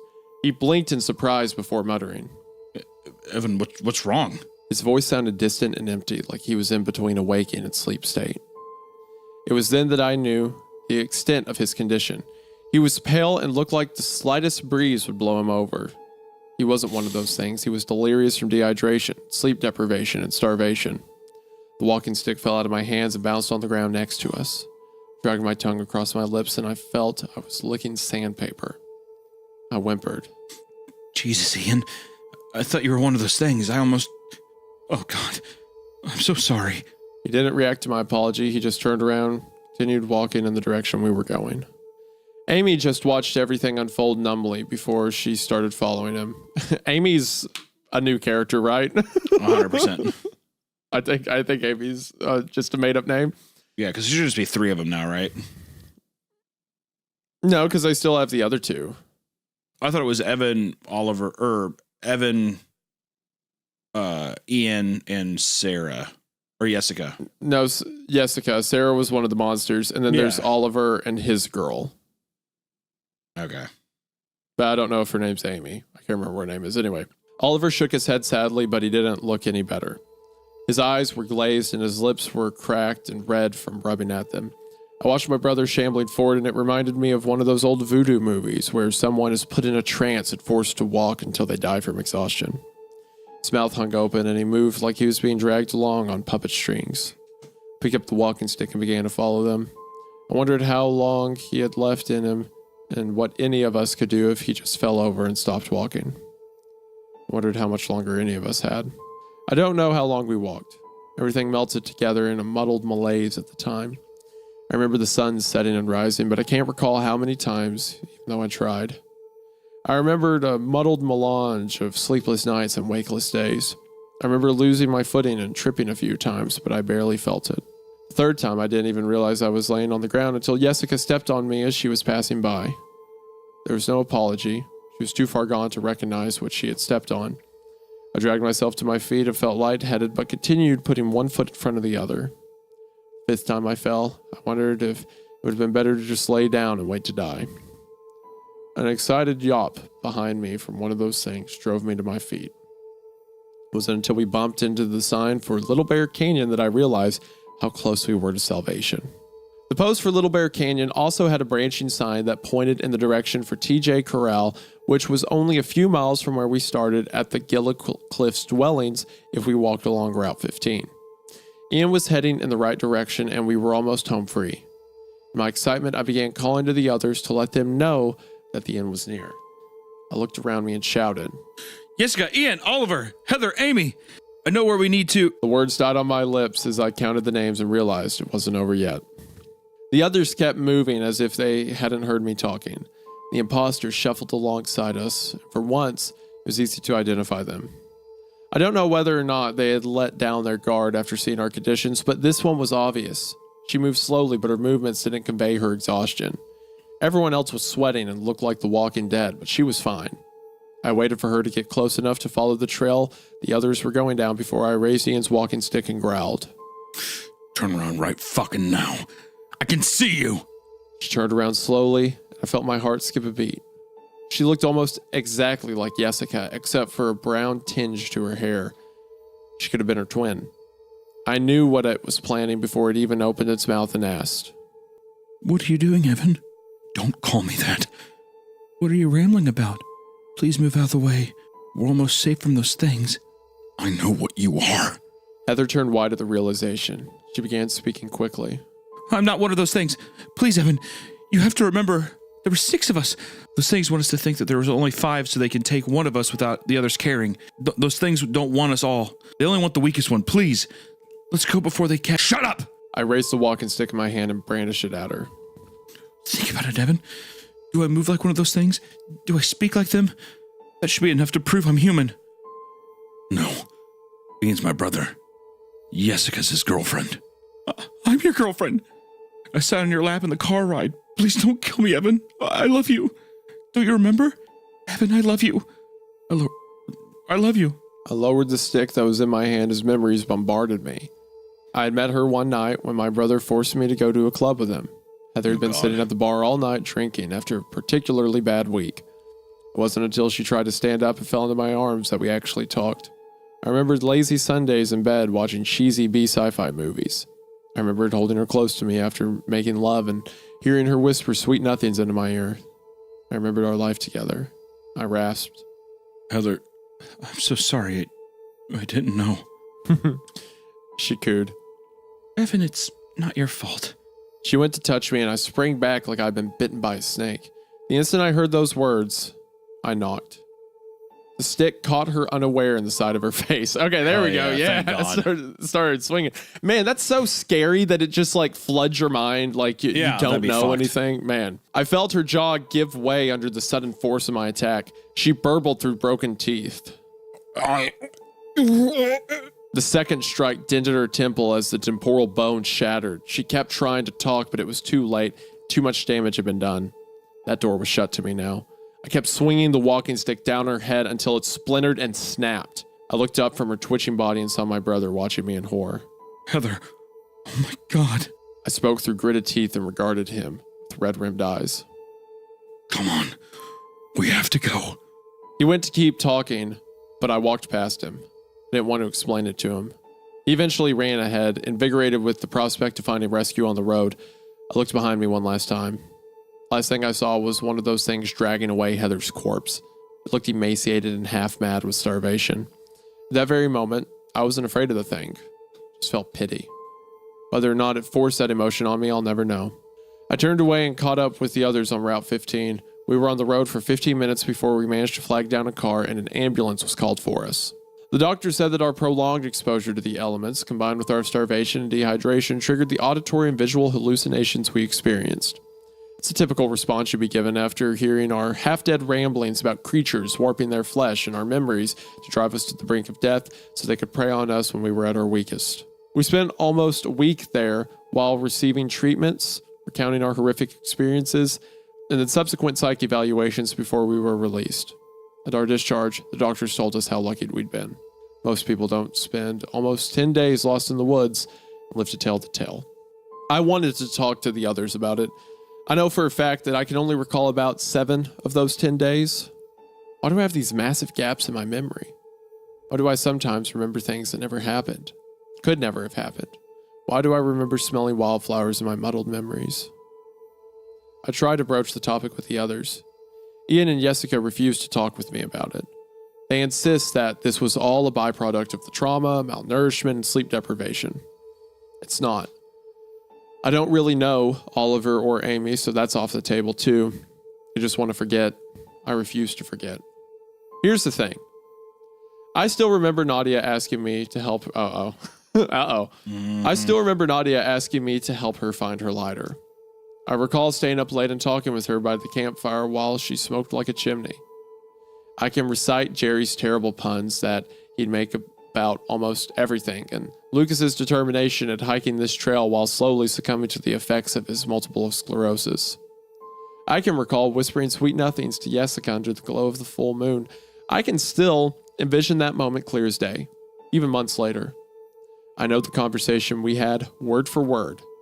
I can remember the feeling of her skin against mine and the smell of her hair as I pressed myself against her when I reached that one true moment of connectivity. I remember Heather pleading and begging me not to kill her. Despite writing this all months later, I can see all of those things clearly. Sometimes, late at night, I can even remember driving up to Gila National Park with Heather sitting in my lap, playfully grinding against me and telling me how fun our hike was going to be. Sometimes I think about that memory more than I should. Since I can't talk to my brother or Jessica about this, I had to find some other outlet. I guess I'm writing all this for that one reason. Catharsis. In the end, I keep wondering if what I did was right. Did I make the right choice? I want you to read this and tell me that I had no other option, that the risk of one of them escaping into the city forced my hand. I know that's not the case. Could have walked away or tried to scare her off, but I didn't. What kind of person can look into someone's eyes, remember all the things they did and the life they had, and do what I did? Who can have all those memories, still beat someone to death? It doesn't matter if none of it was real, because in that moment, it was to me. Who can look at someone and feel such love for them before you kill them? The answer to that question is simple, now that I ask myself aloud. I just don't like the answer. Evan. What a nice ending. It's interesting. That That's was the fun. end. That was dope. That's the end of Fleshgate, a classic. That was fun. It's interesting how similar it was to the Goat Man. Like earlier when you were talking about, people making diagrams to differentiate these stories and stuff. If you read all these at the same time, it would be easy to be like to mix them, because there was even, even in the Goat Man, I don't know if they were probably all playing on each other, the same way that like, all the Jeff the Killer stuff, how all those have like similar tropes and stuff. So it's interesting to think that in one part of time there was like weird, cheesy serial killer stuff, but then there was also this weird like new age cryptid, the Rake kind of skinwalker trend that was going on as well. And that's I wonder, do you think that kind of monster is just like dated to this point, or do you think that something like this could be made to an effect this day? Because I feel like right now the hot thing is like uncanny kind of like Uncanny Valley, kind of thing, versus like monster skinwalker thing. I wonder if someone could write a new age skinwalker story that would be as effective or be as alluring as it was back in the day. I think you could, and I kind of got the idea for how you would do that while reading this one. You would just make the interactions non-consequential on first read. So you would have, like, the most effective part of the story to me was Jerry walked up to me and I handed him the map.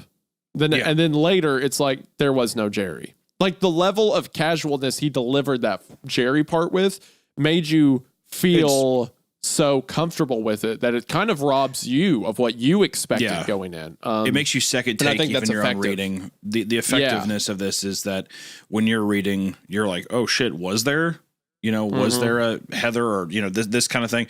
Like it kind of makes you focus on that. I'd be curious to see 1, 2 that wasn't based in the woods or something. Like if there was any other setting that you could put them in where, does a skinwalker move in to like a house next door? Is there something like in an apartment complex, like something where there's a large group of people, but then also like a large group of people that you probably have never met? Like I was thinking about that too while we were reading this. Like if you had a skinwalker that lived in an apartment complex, you probably don't know everybody in your apartment building. You know what I mean?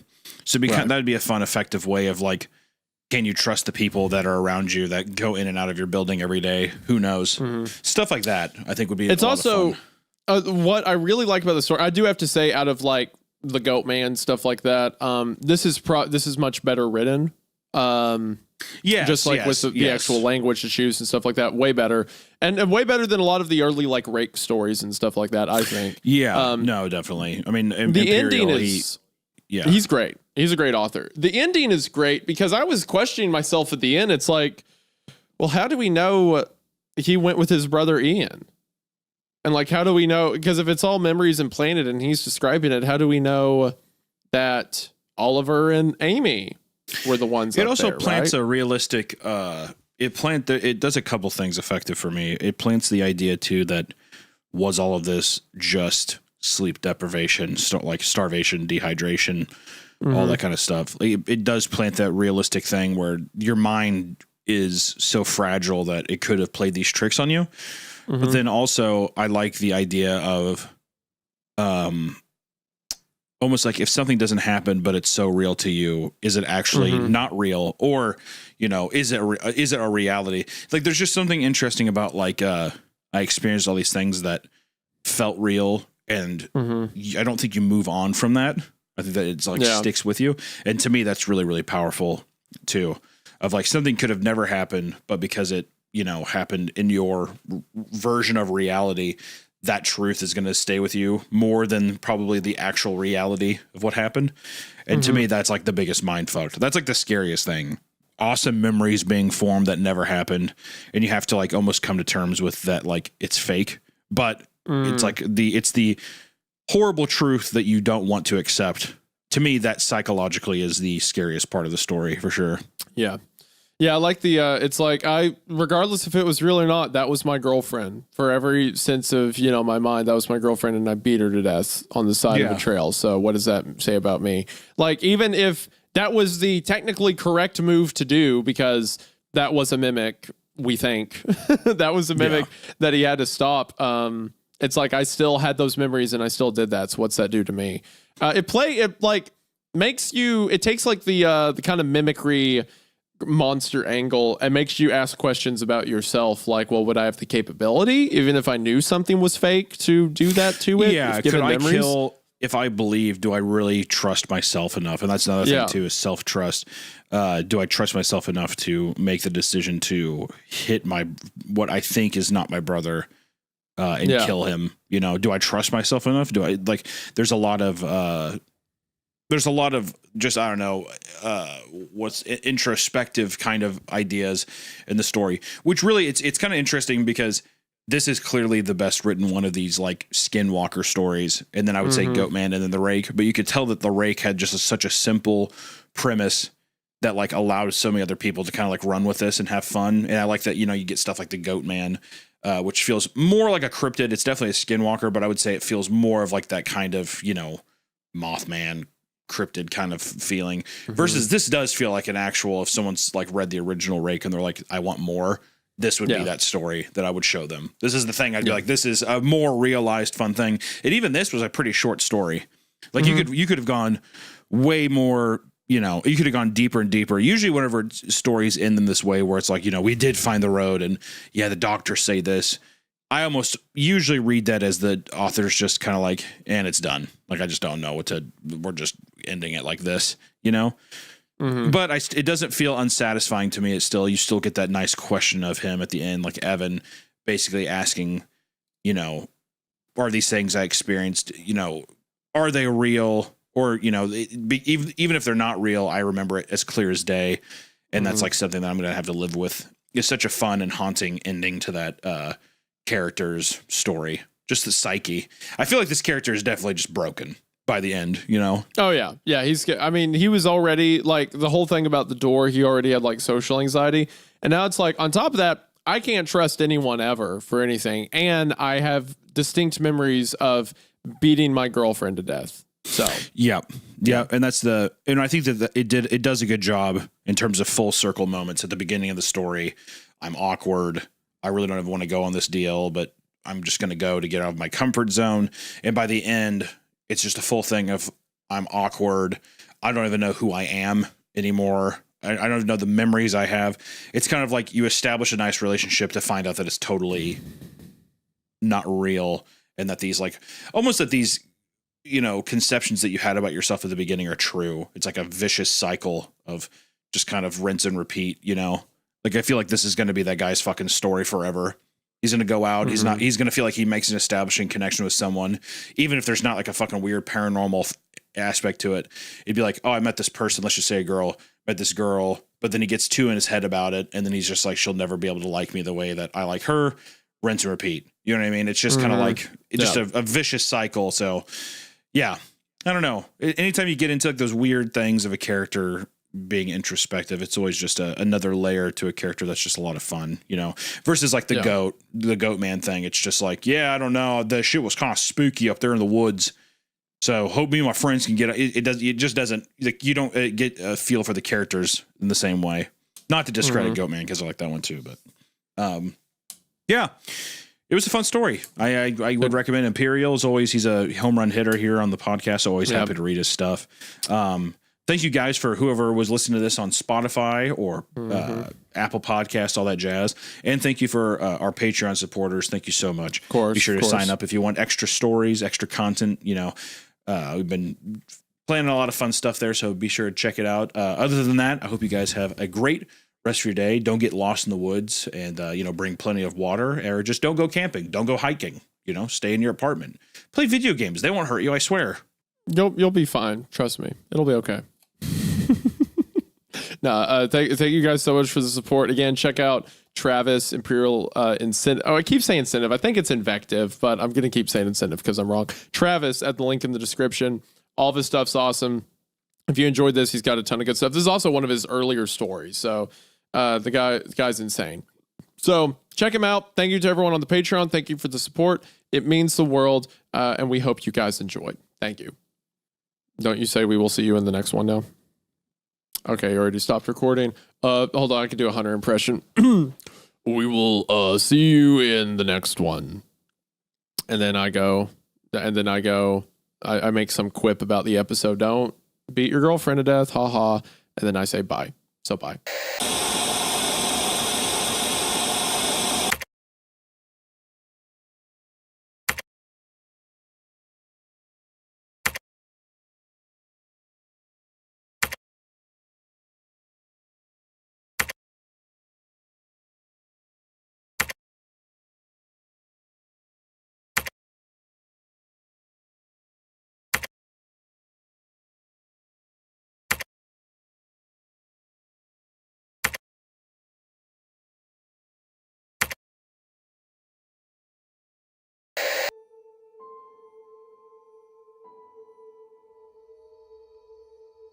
No idea about this show or about this story, but this is one that people have, I've seen, requested quite a bit, and I'm pretty stoked. The title is so intriguing. I like it. Yeah, so this is one of those occasions. I think I may have to go back and look, but I had at least heard about everything that we've covered so far before the podcast, right? Maybe not read it, but I heard about it.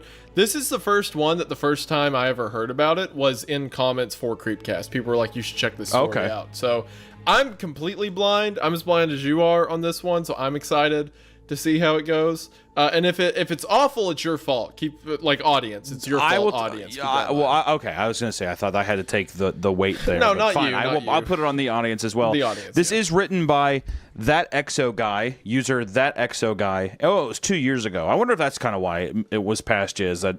Because I feel like a lot of the stuff that you know. Yeah. I feel like a lot of the stuff that you know is like it was a little bit like maybe 5 to 7 years ago is where you're most.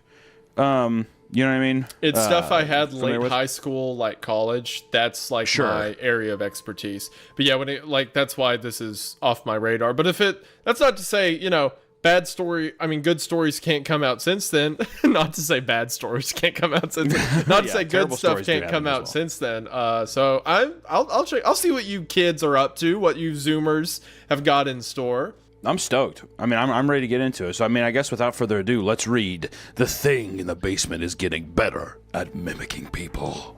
Let's go for it. Same as always. You got quotes, and I got the other stuff. That is right. And I want to say that, you know, we don't have to be rocket scientists to know that there's going to be a lot of mimicking here. So if characters sound similar, I don't know what I'm supposed to tell you. All right, I'll have a slight deviation, but it's probably going to be a little bit of rough pumpkins throughout this deal. All right, that's all I got to say. If it becomes like an issue, I could take one maybe like I did left right game. But until then, I'm happy to see you like flail and suffer till we get to. Yeah, well, that's fine. As long the cap apparently so far is I think left right game was what 7 characters. So I got 6 in the bag. As long as we can sit in 6, I think we'll be all right.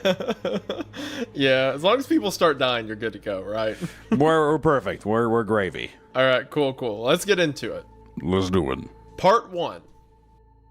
I never had a close relationship with Sarah, my older half-sister.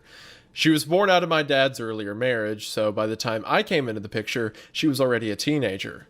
We didn't argue or fight. We simply never spent time together. I was starting kindergarten when she moved out, and she wasn't thrilled about having a younger brother. I barely saw her as I got older, meeting only occasionally during holiday get-togethers or in the once-in-a-blue-moon visits. But we were on good terms. So when the cops called us a few days ago to let us know they found her body, I was devastated. Some neighbors apparently called 911 when they heard screams and saw smoke coming out of the house. After the firefighters put out a fire in the basement, they found some charred remains that they assumed were hers. Okay, first of all, out of the gate, this story's just like full throttle.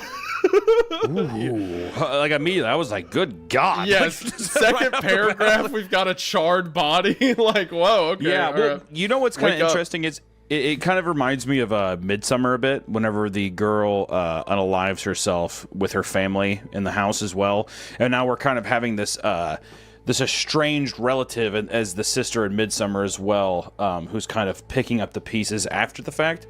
So I like the similarity is fun, but this is paragraph 2. My God, we're just already in it. Just slap right to the face. Out of the gate. All right, let's go with it.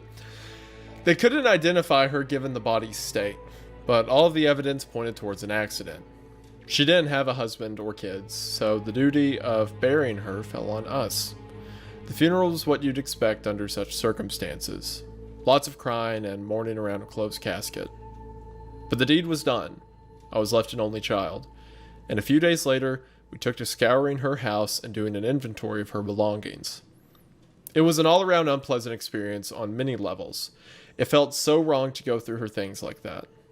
But with her only living relatives being my father and I, we inherited her house and possessions. We decided we didn't want them, so we'd sell almost everything. The plan was to only keep some of Sarah's stuff as mementos, things like pictures and whatnot. I went along with Dad to help, and we went room by room, cataloging items one by one. Given the small size of the house, it went pretty fast, but we started late into the day, and so we wouldn't be able to finish by nightfall. One of the detectives wants to drop by later. Says he has some. Oh my God! Let me restart that. Sorry. One of the first line already did great. One of the detectives wants to drop by later. Says he has some more investigating to do. God, I know. I'm sorry. I'm not laughing. I'm sorry. That was the worst. It's fun. No, what's funny was your recovery of it because you're like, God, stupid, like idiot. You know what? So this is the dad. You know what? Fuck it. I'm giving him a bat. One of the detectives wants to drop by later. Says he has some more investigating to do. That's what you get. That's what you viewers get for making me feel so bad about messing up that first line. My first thing. No, Hunter, you've done this hell you're in was constructed by you. No. Everyone, No. It is. That's forever the dad's voice. I don't care what it does to the story. That is the dad's voice moving forward. What if he becomes like a very dramatic, like serious? Well, character? then it's going to get very awkward very quickly. One of the detectives wants to drop by later. Says he has some more investigating to do. All I'm doing, okay, the audience isn't here right now. This is a recording. All that I did was laugh at your recovery. You talked yourself into memeing the dad. I'm in my own hell. Okay. I'm in my own hell. All right, as long as we acknowledge who did it. Yes, okay. I did it. Okay, so Bugman Dad says that. My dad said as we were getting ready to leave. He asked for someone to stay here tonight, but work won't allow me. Could you do it, champ? Sure. I mumbled, not in the least thrilled about the prospect. Dad packed a small box of trinkets in his trunk, and off he went home. The only room we hadn't gone into was the basement, and I wasn't about to do it by myself.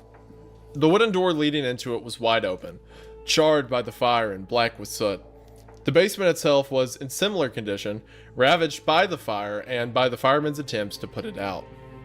It unnerved me to no end, so I dragged a chair out on the porch and spent the evening there. I smoked half a pack of cigarettes and drank some old beer left behind in the fridge, all while the neighbors regarded me with curiosity. A few of them even approached me, giving me their condolences when they found out I was Sarah's younger brother. The detective finally arrived at sundown, pulling onto the street in an old beater car. He looked like your average guy when he stepped out, dressed in a cheap suit and a loose coat hanging on his shoulders. Hello, I'm Detective Marcus. He introduced himself. Clancy, nice to meet you, Detective. Likewise. I'd offer you a beer, but I'm assuming you can't drink on duty. Might as well. Marcus said with a shrug of his shoulders. I'm off the clock and I'll be here all night. That took me by surprise, but who was I to argue with the man? I fetched him a chair and a beer, so he sat down and lit up a cigarette as well. We had some admittedly awkward small talk, but the subject quickly moved to Sarah and her death.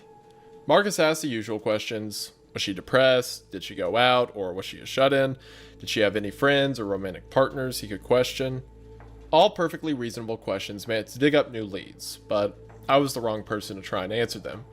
I wasn't particularly close to Sarah, so I didn't know most of the answers that Marcus wanted. Don't worry about it. I get it. He reassured me. I don't speak much with my old man, for example. Couldn't tell you his birthday if you put a gun to my head, let alone what he's up to these days. It's just, I never imagined she'd go like this, you know? I'd have to make an effort if I knew. Don't beat yourself up over it, kid. What's done is done. It was getting late and darkness settled, so we went inside. I led Marcus to the living room, and he shared some of the case details with me after we made ourselves comfortable. The reason I wanted to stay in this house overnight is this. As he spoke, he pulled out a smartphone and browsed some files on it. I'll warn you, they're pretty disturbing. If you want me to stop at any moment, just say so. He pressed play on an audio file, then laid the phone down on the small table between us. We both leaned in as Sarah's voice resounded from the speakers. I'll do my best to write down what she said from memory, as I don't have access to the recordings. Recording 1. Is this app working? Test.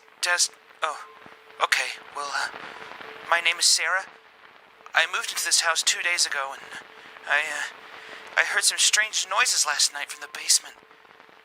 I'm kind of paranoid right now, because I live here alone. So I'll leave my phone out to record them and hopefully find what's up. Recording 2. Some breathing is heard in the background and the phone gets set down. Footsteps walk away from the microphone, then it's quiet for a long time. Marcus skips through most of the recording, as it's nearly 9 hours long. About 2 hours in, around midnight, the microphone catches a distant crash. Some skittering follows, sounding like a cat running around on bathroom tiles. It goes on for a few hours, with long pauses between bouts. Hello. A deep voice calls out weakly. What the hell? I let out. Marcus paused the recording and looked at me. Do you want me to stop it? He asked.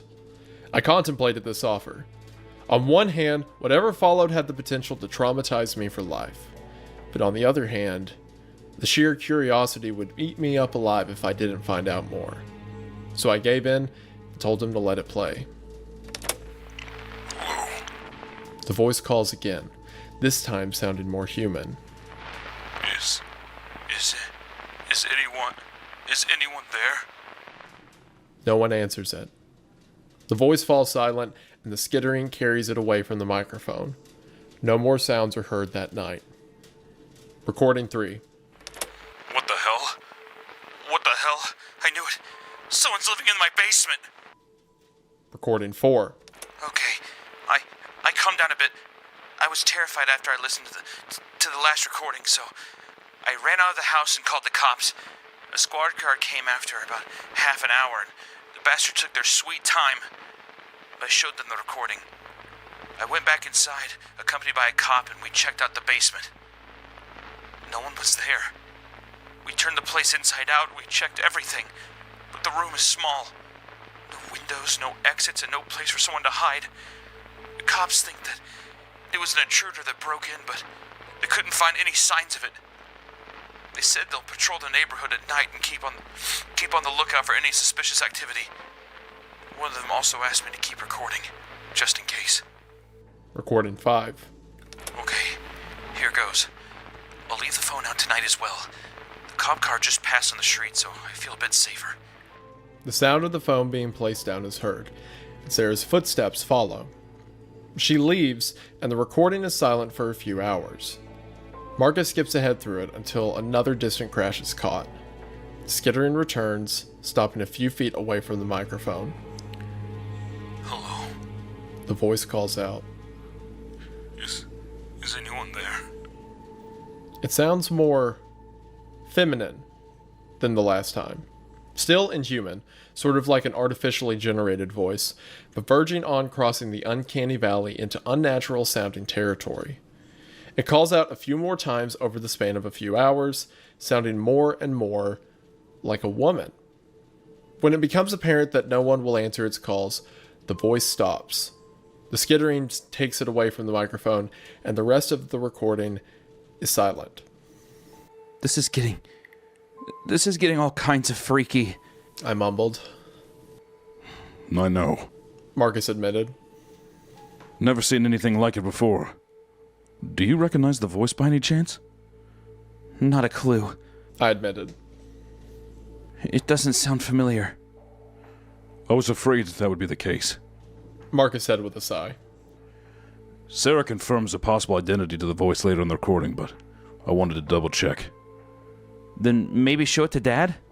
I provided a solution. He was closer to Sarah than me. He might have an idea. Marcus fell silent for a long moment. He joined his hands beneath his chin and leaned forward, propping his elbows on the table. The look in his eyes turned grim and worried.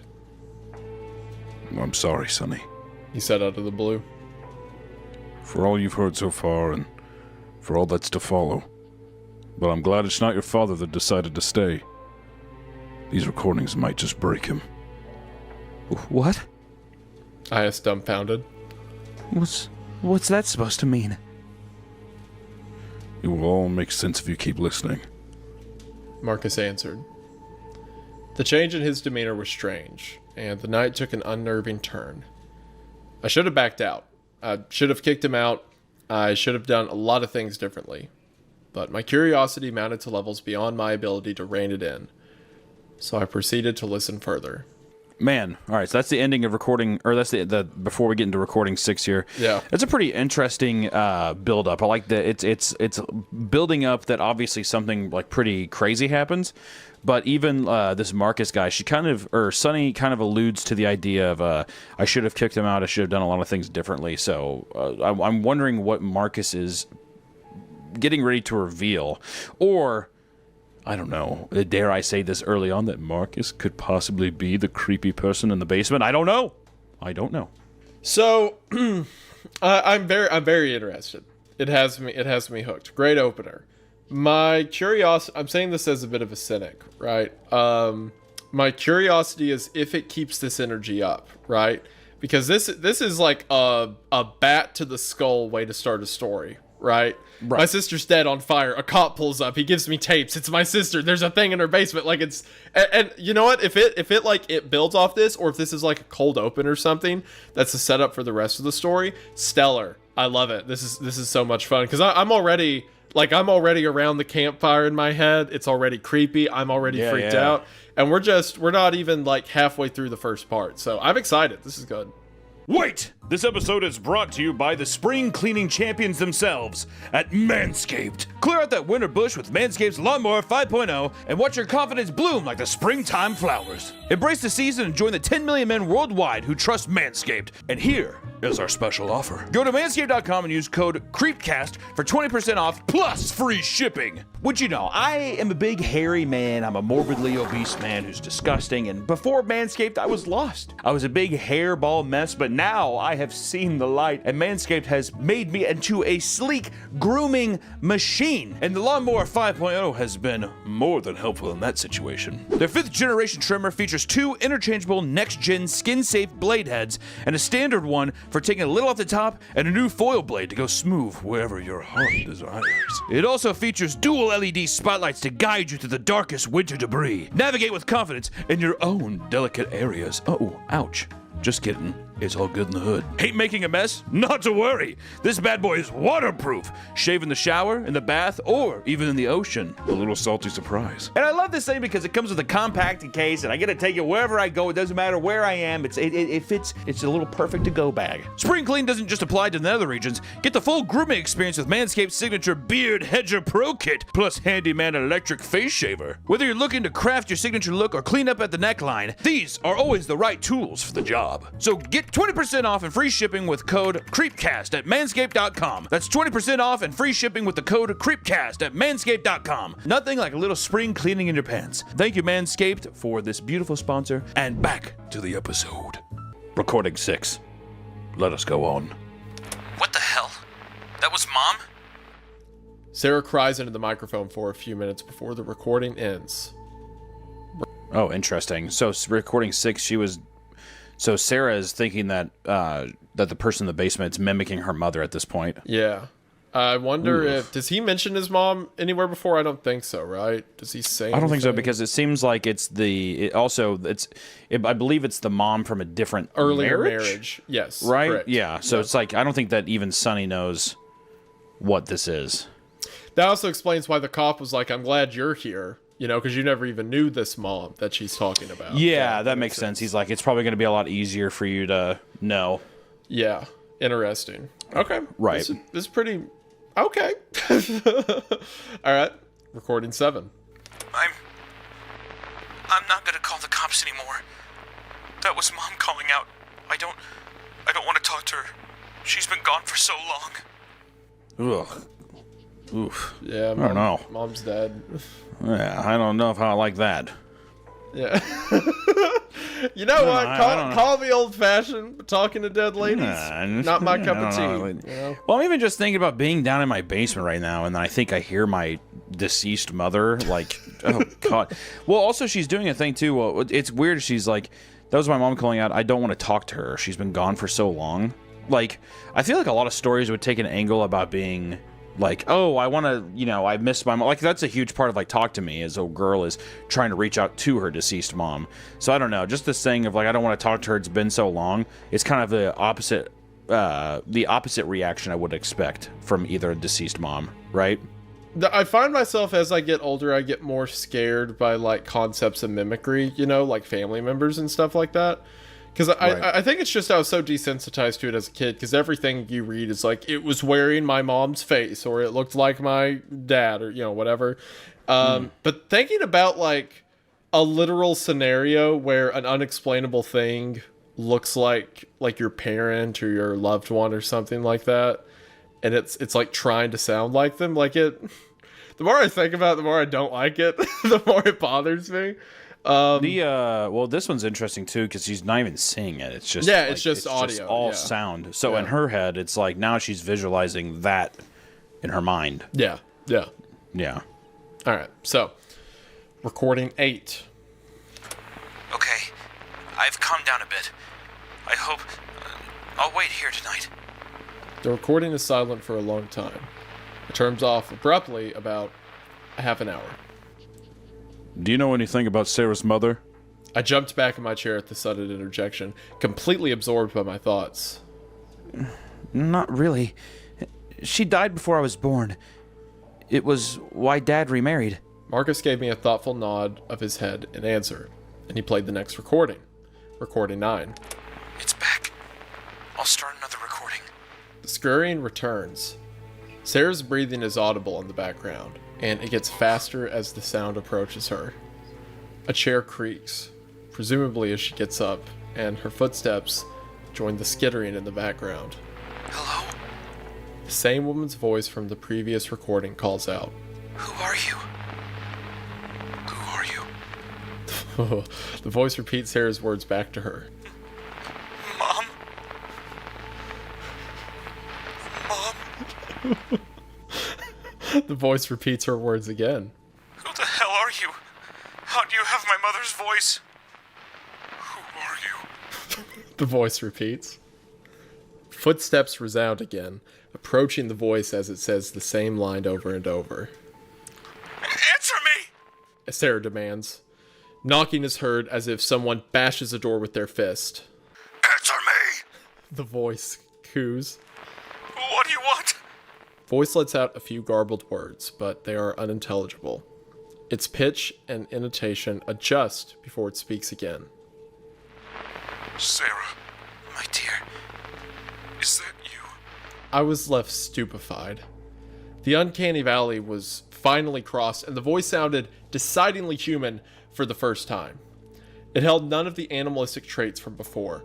The subtle anger and malice in it was gone, replaced by a deep sense of compassion and worry. I haven't seen you in so long. Sarah weeps silently in the background, but she doesn't answer the voice again. It, however, keeps calling out. I've missed you, my dear. Footsteps sound out as Sarah backs away, and the voice grows distant. It calls out over and over again, but the facade cracks. It can't maintain its grasp on the charade for long, and it devolves back into the uncanny valley slowly. The footsteps pick up speed until they turn into a run. After a few seconds, the voice becomes inaudible. A door is opened and closed shut with force, and Sarah starts crying uncontrollably. The recording stops. Oof. I just want to say we're not done with the recording, but I just want to say this is That's that's pretty great. So, that's I'm excited. that's pretty crazy. The uncanny valley aspect of it is really fun to read. By the way, it's really cool. But dude, your voice gave me chills. That's why I was like giggling, because when you would like go back and forth at the same time, that was hot. That was so cool. Jesus Christ, it's hot. All right, easy now. I'm thinking about that choo-choo train edit. My bad. yeah. So wait, just to clarify as well, because I don't know if I'm the only one. Usually, I'm the only one thinking this, so apologies. But is Sarah? She can't see the thing. She can only hear the creature moving around or whatever whatever kind of random entity this is, right? Okay, so the way this reads to me is initially yes. But in this recording 9, she's closer to it because it says her footsteps join the skittering. So it sounds like they're in the same position, relative to the recorder. And then you hear, hello, who are you, mom? What? And then, what are you? Why do you have my mother's voice? Who are you? And then it says the footsteps resound again, approaching the voice. And then it says... You know what I'm thinking is what? that, sorry to interrupt you, is that it makes me think that like she's in a dark, like Sarah is in this dark basement, and like maybe she's like trying to like turn on the light but can't turn it. Like it's definitely a dark thing. So I'm just imagining like one burnt out light bulb or like broken light bulb in the center, and like, just like that little chain, the little chain you have to turn on the light. It's just like barely swaying, so you like see that like the creature messed with it. Like in my mind's eye, that's what I'm saying. And even to do something where it's like you barely see something in the darkness of a room is so creepy. Yeah, so I have the exact same idea. I kind of imagine Sarah as maybe in like a cone of light, right? And then there's something in like the shadow of the basement that's getting closer. And I think at the line, after Sarah yells, answer me, and then the voice says, Sarah, my dear, is that you? Sarah doesn't speak after that here. And the last thing we see about her is it says she weeps silently. And then it says footsteps sound as Sarah backs away. So I think at that point she saw whatever it is. I was wondering if I'm wondering if she didn't see what it was, but she was like, this is not my mom kind of thing. Well, I mean, look at this. This paragraph, the footsteps pick up speed until they turn into a run. After a few seconds, the voice becomes inaudible. The doors open and close shut with force, and Sarah starts crying uncontrollably. So she saw it. She turns around. Yeah. Took and off. Then came around and turned. Yeah.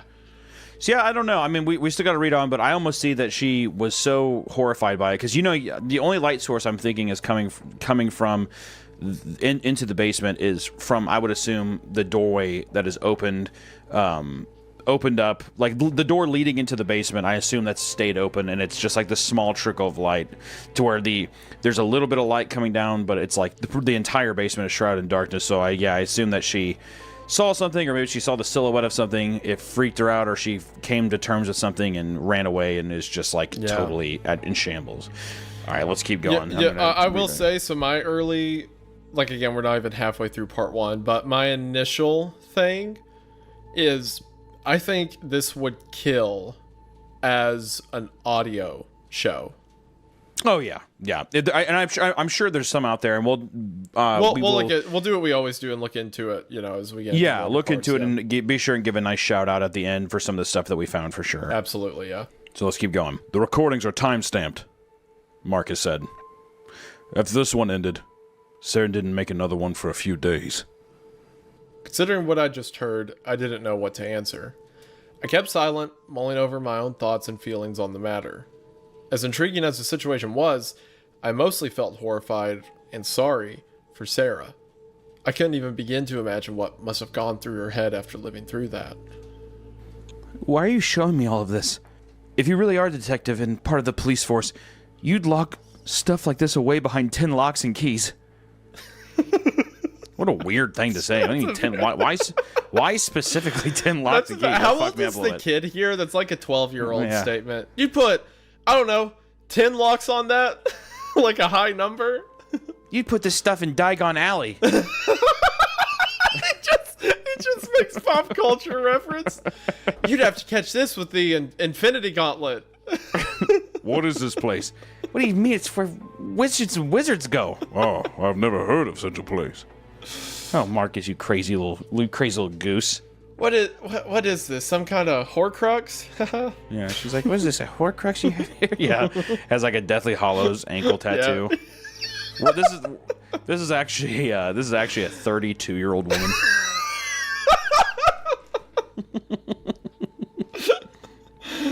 I guess this creature sure was up to no good, huh? I bet he solemnly swore it.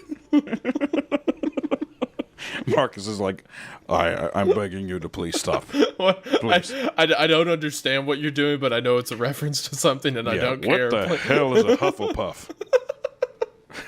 What the hell do you mean, Hufflepuff?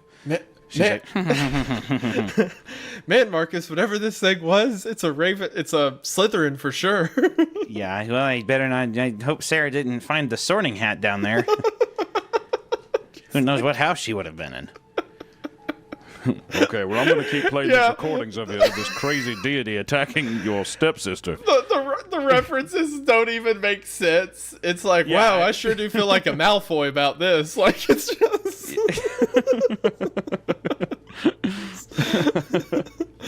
Man, this sure is Hagrid. Marcus, you're giving off Hagrid energy. Did you know that? You're being so Hagrid right now. You better watch your tone, is what he says. Man, this is serious. So serious, it's black. Did you like that pun, Marcus? He's already gone. He's in his car driving away down the road. The creature from the creature like crawls in the house and is just like, I was gonna do a bunch of stuff, but I had like this whole 4-part series planned out. I was gonna do a bunch of stuff. I had this whole thing playing with the lights. They were gonna go out, and I was gonna pitter around. I was gonna do a bunch of stuff, but I can't be bothered. Him and Marcus drive away together. The creature and Marcus. Oh, she was just driving up a wall. Let's try that again. Let's start over. We'll have to burn another teenage woman to get this. But no, you'd lock stuff like this away behind 10 locks and keys. I'm not going to let that slow us down. Yeah, continuing. Marcus leaned back in his own chair, thinking my question over. He pulled out his crumpled up pack of cigarettes and retrieved one from it. I pushed the ashtray closer to his side of the table as he lit it up, and he bellowed out a cloud of white smoke. All in due time. His eyes scanned me in a fashion completely different from before, with a cold and calculated look behind them. What do you think so far? I don't know. What the hell is going on? Answer me, Clancy, and be honest. Whether or not I'll show you more depends on it. Erect. Weird. Yeah, that's kind of a weird thing. The kid's name's Clancy, though. I like that name, so I'll let it slide. Yeah, well, first he said Sonny. And now he says Clancy. Is Sonny just supposed to be like... Sonny's just like a boomer way to greet a kid. Well, hi, Sonny, you know. So Clancy. So this isn't a 32-year-old woman. This is a 32-year-old man who's a Harry Potter fanatic. Clancy. Right? Yes. Clancy? Yes. Is Clancy yeah. a man or boy? Yeah, Clancy's All a right. boy's name, yeah. Yeah, earlier in All the right. story, he said he's the older brother. Oh, that's right. Okay. Yeah, I'm just or stupid. younger brother, All right. younger brother, I mean. Yeah. She's not, wait, you know that the boy's, like, younger, right? He, Yeah. like, lives with his parents, yeah. He's not 32. No, but I like to imagine it. Oh, okay. In your head canon. In my it's mind's like- eye. I see, okay, all right. I don't want to take that from you. Yeah, no. I imagine Clancy is, I'd say teens, right? Which is still I'm kind of going to weird. guess, that, like, 15, 16, yeah. I would say it's kind of weird that a detective is singling out a 15, 16-year-old kid. It's also And he's illegal. like, what do you think? Be serious. What do you think of this? He's like, it's weird. I don't know. He's like, okay, perfect. We'll keep going. What if he's like, I don't know, it's pretty normal. He's like, all right, good day. Gets up and leaves. I just want to freak you out. I know you can't tell me anything. All right, well, yeah, this is no fun. Goodbye. I racked my brain, but I was truly and utterly stumped. The situation devolved too fast for me to keep up, and I didn't know what to think anymore. But I could tell that that wasn't the answer Marcus wanted. It's, I don't know, a ghost, a demon, a skinwalker? Damn, dude. What is this? Some Bro's kind of deep cutting. creep cast? I've been listening to a lot of Creepcast, and these are just some suggestions that I have. What are we? Some kind of Suicide Squad? Yeah, maybe the entity has I don't know, some kind of cave where he goes and impregnates tons of people. I don't know, right? Marcus is like, what the hell are you talking about? You know what's funny? I didn't know what you were talking about for a second. I was like, cave and pregnate. And then I'm like, oh wait, I did that. Yeah, that was me. And then Yeah. a slight tumor grows in the back of your head, and it's just like, Baraskar. yeah, it follows me around, yeah. See, now that I was able to pass on the curse to you all, and specifically you, Hunter, I just have pleasant memories of Baraska. What a nice little story. Yeah, Psychopath. yeah, psychopath, yeah. Marcus seemed surprised by that. He pushed the cigarette away from his... That's kind of funny. Marcus seems surprised by that. You mean by him saying a skinwalker? Marcus seems surprised. Yeah, the detective's like, what do you think happened to your sister? And the boy's like, I think a skinwalker caught her. It's like, okay. That's surprising. I don't know okay. why you thought that, but I was just going to say someone, pretended to be your mom. What are you talking about? Like, I don't know. It's just probably a guy who broke into your house, but okay. yeah, home invasions are pretty common. What is a skinwalker? I don't even know what the fuck a skinwalker is, to be completely. I've only seen documentaries where it's like Skinwalker Ranch. No one ever really says what it is. Oh, you don't know what a skinwalker is? No, I have That's no fine. idea. This is a safe space. The comments will bully you, but I won't. So, a skinwalker is a creature from... It's a lot of, like, Western American, Native American mythology, but primarily, like, the Navajo. It's effectively... was a shaman or, like, medicine man who became a witch doctor, began to practice in, like, darker sides of, mysticism or tradition and stuff like that, and began to develop the qualities of dark spirits. So in a lot of renditions of the story, they either become a cannibal or they become some kind of killer, and using the dark spirits that they've taken on, they can shapeshift into the forms of various animals that they kill.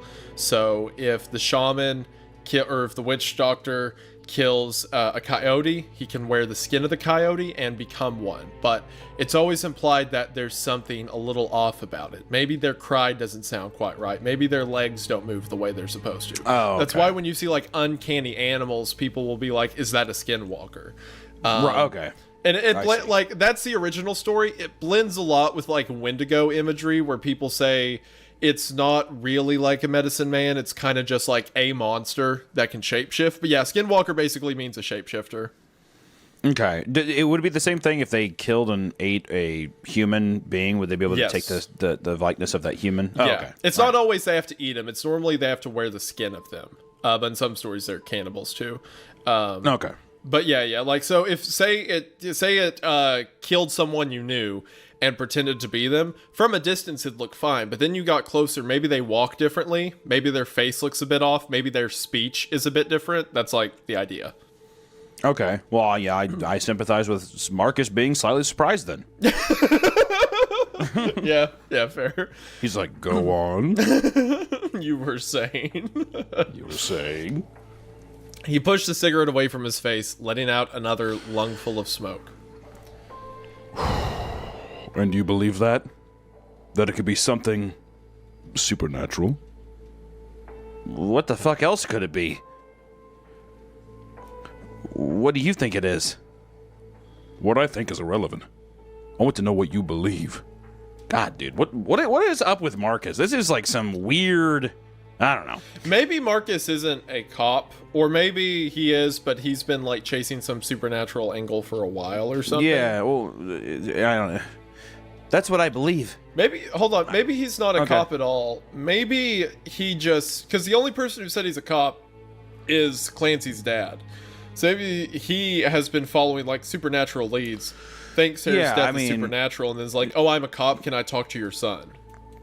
Him being so hung up on that either makes you think that the dad is like very mentally unwell or something that makes him be like the validity of Clancy's responses, where he would need to be like, I need to know if you think this is supernatural or something that could actually happen or something. Like, I don't know.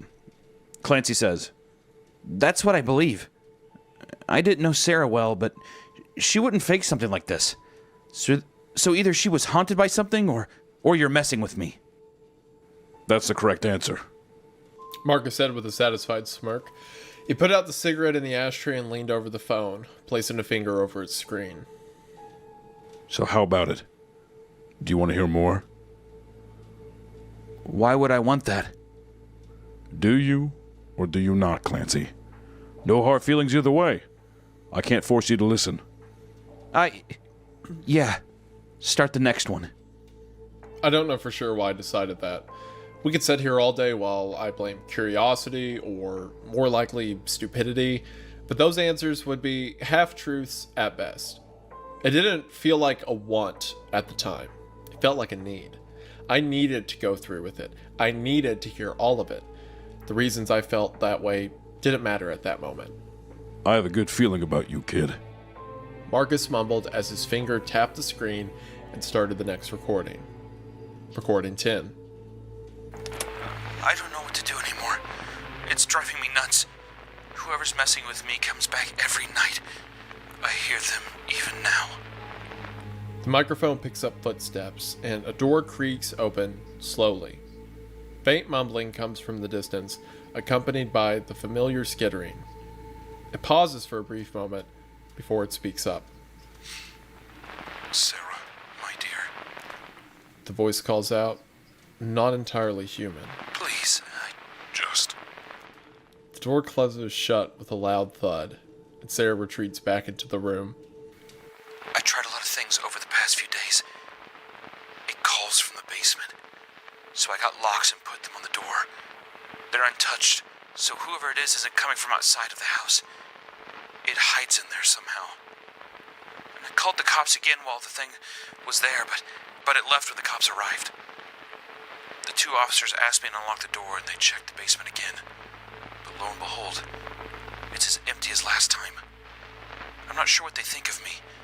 Maybe they suspect I'm fucking with them, so I can't rely on their help. I even told Amy about the thing and showed her the recordings, so she slept over yesterday. The thing somehow knew I wasn't alone because it didn't make a peep the entire night. I'm not sure if Amy believes me or not anymore. Hell, I wouldn't believe me if I were her. But she offered a solution. Get a roommate or a boyfriend. Someone to live with me. It could work, but I don't know anymore. Do you know this Amy? Marcus asked as the recording ended. I think Sarah mentioned her a few times, but I never met her. I looked over my shoulder as I answered. at the corridor leading to the kitchen. The basement door was on one of the walls there, and I could see the locks mentioned in the recording. They hung open on the door, but they were still intact. Marcus snapped his fingers to get my clearly distracted attention, then he pointed down at the phone. Want to keep going? Yeah. Before I hit play, I want to ask you something again. Did you by any chance suffer any mental trauma as a child, or even recently? Something that shook you to your core? I raised an eyebrow at the strange question. No? Why? You're taking all of this surprising well. Your mental fortitude is pretty high. That's sometimes a sign of... Never mind. He hit play before I could pry him for more details, so I fell silent to not miss it. But I made up my mind. When it was over, Marcus would have a lot of answering to do. Okay, so clearly Marcus is like putting together some like Avengers initiative, right? That whole your mental fortitude's pretty high. It's a sign of, you know, clairvoyant children or whatever. Well, now I'm wondering if he's almost wondering if this thing is our main protagonist. Maybe? What do you think about that? I mean, no, you mean like, does he think Clancy is the creature? Yeah, or I mean, I don't know. Like that. I mean, that'd be a great mimic if it if it got him this far. Well, that's I mean, that's Maybe. the thing is, I'm wondering if where does Marcus come into this to where he's so knowledgeable about it? Because really, the thing about it is, yes, it is creepy what we're hearing so far, but I don't think it's overtly disturbing, especially for. I mean, like it is, but I just mean like it's not like you're hearing Sarah get mauled to death or something like that one grizzly bear, like the documentary about the grizzly man, whatever. And then the guy listens to the audio of him getting attacked. Like, that would be shocking to be like, well, that's weird. Maybe he's a skinwalker. You know, like, that would be odd. But so far, it's just people mimicking back and forth to a person that he kind of doesn't know very well. And now it is creepy because they're still in the house, right? Yeah, they're in the house. Like, he sees the locks over there. So I didn't know if Marcus is maybe, like, suspicious. He's like, huh. You know, for hearing all this weird stuff, you're really not reacting the way that I thought you would. And, you know, I can't tell if he's reading him or I see what. what you're saying. That might be... I don't think it's correct. I'm just saying I'm trying to get a grip on what's happening. Wait. Back here at the top, it says he goes with his dad, and they go room by room. So as far as... Unless something changes later in the recording, the house has this mimic in it, while... Clancy and his dad are in there. They go room by room. Given the small size of the house, it went pretty fast. And then the dad says one of the detectives wants to drop by, says he has some more investigating to do. He asked for someone to stay here tonight, but work won't allow me. Could you do it, champ? And he says, sure. So I'm thinking maybe the dad was the thing, you know? Oh, maybe, yeah. And he leaves the scene. I can't stay. Yeah, and he's just like, the damage has been done, and the dad left. And we'll see. I'm curious to see that too. Yeah. Also, what kind of dad is just like, hey, you know this house that kind of like burnt down or whatever, and some people died in here? Hey, would you mind just staying for a bit? God, I have such a busy night ahead at my job. Yeah, that's weird, right? Try not to think about the smell here. That's your sister's flesh. Don't worry about it. See that kind of stuff that's you know your feet are tracking all over the floor. You hear and that stuff. sticky noise whenever you step? Yeah.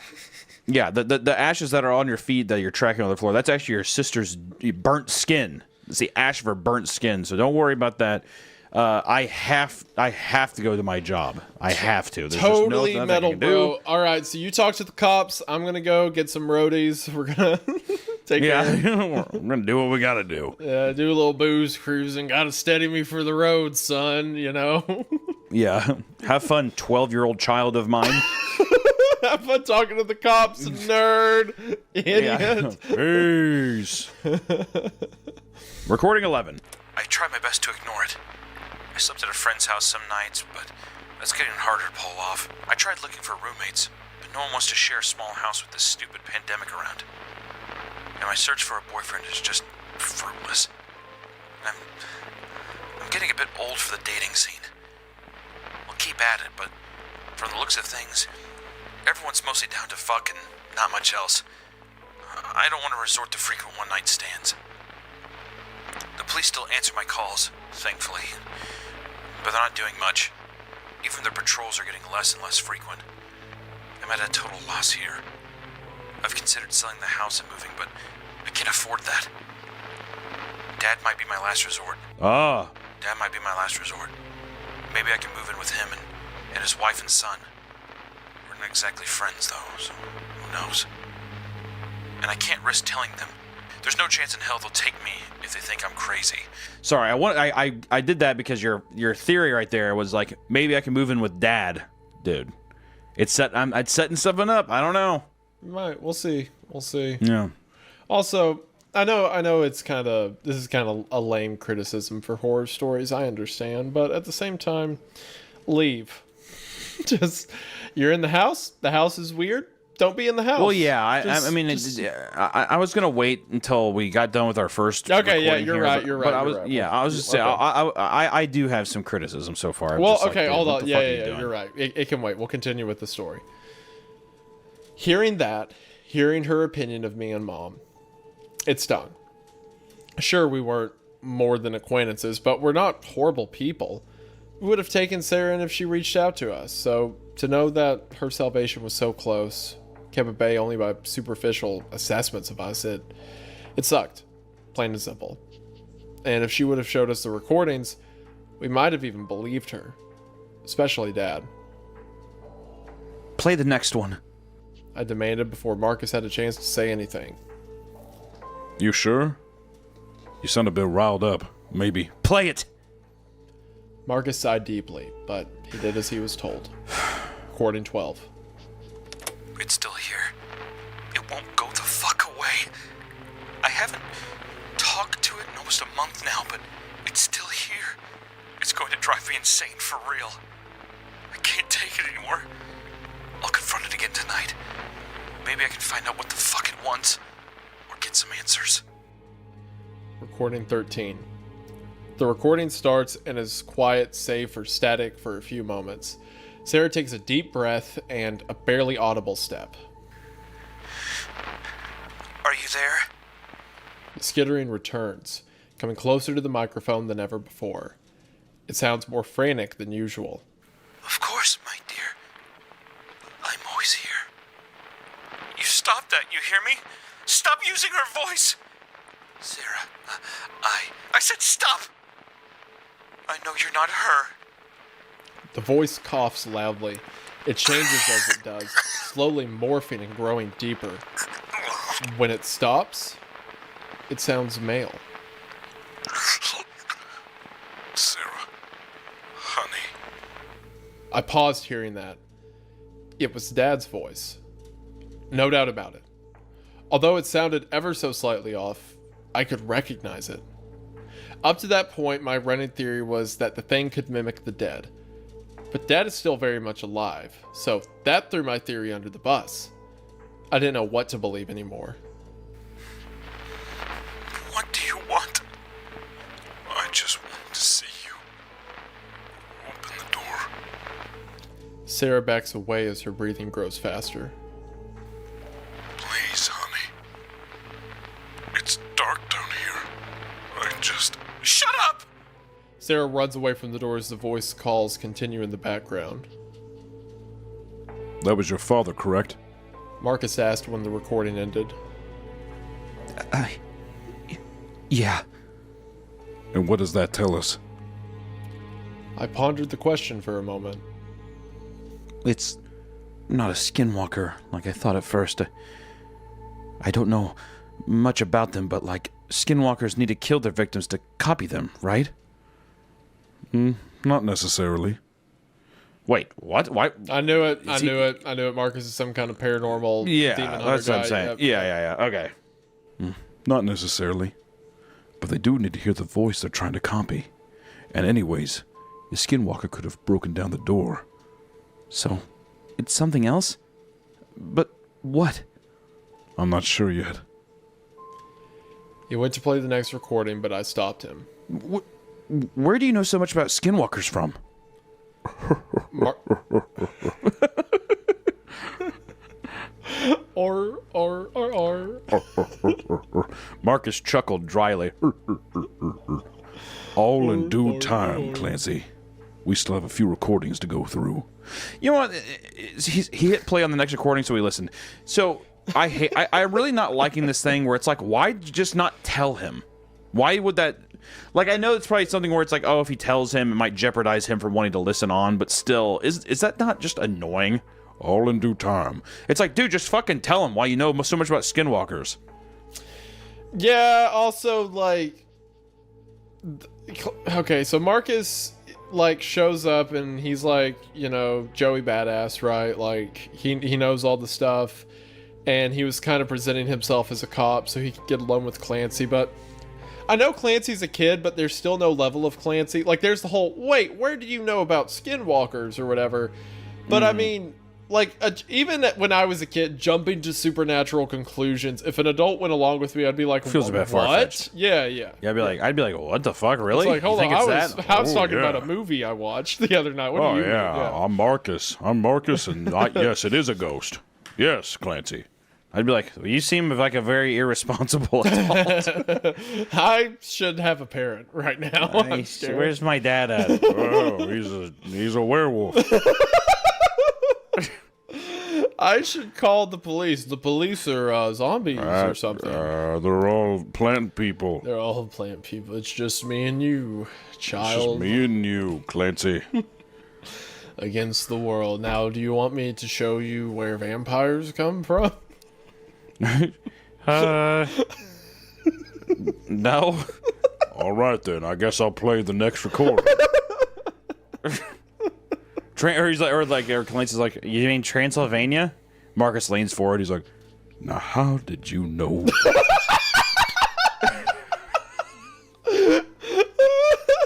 Where did you find out about them? Who the hell told you that? It's like Clancy's like, this is just like Hogwarts, and Marcus is like, dear God. Good God. You're not a wizard, are you? like what? Marcus is just an equally delusional old man who like also thinks media is real. We're gonna need to call Nick Fury on this one. Like he's just. we are coming to the conclusion though, like just to get back, we are coming to the conclusion though that we think Marcus is not a cop, right? Yeah, clearly. That's becoming if very he obvious. is, Okay. then he has he moonlights as a paranormal investigator. But no, I don't think he's a cop. Okay, all right. All right, recording 14. It's not just mom and dad anymore. The damn thing has so many voices now. Amy, my ex-boyfriend Clinton, random voices I can't place. Hell, it even used the voices of those two police officers that went down the basement looking for it. It keeps calling for me, pleading and begging, feigning confusion, asking to be let out, but I won't do it. I won't open that damn door ever again. Fuck whatever I keep down there. It can have my stuff for all I care. I'm tired. I can't sleep because of it.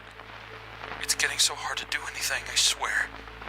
Today almost got fired for mixing up customers' orders for the 20th time. I nearly snapped at the manager, but I stopped at the last second and apologized. Some coworkers noticed that I'm acting off and asked me about it, but I can't tell them. They'll think I'm crazy. Hell, I'm starting to think I might be crazy myself. I would just tell somebody. I feel like if it was messing you up that bad. I know that this is so 2 years ago. So this is a COVID, right, as well. So Yeah, one thing that's kind of interesting with the pandemic is pandemic like took me out. I was like, whoa, okay, yeah. I was like, holy shit, Yeah. yeah. So it's COVID stuff. So Flashbacks. it would be a bit difficult to be like, hey, can I crash at your place? Because people would be like, no, I don't want to be mixing, germs or anything like that. Yeah. So I could see that, but still, it's Also, this is the second time that Wait, Sarah's wait. She's working at a restaurant. Yeah, mixing up customers' orders for the 20th Well, it's time, not which it could be. super COVID. It's not like the peak of it, right? Yeah, well, I guess that's true.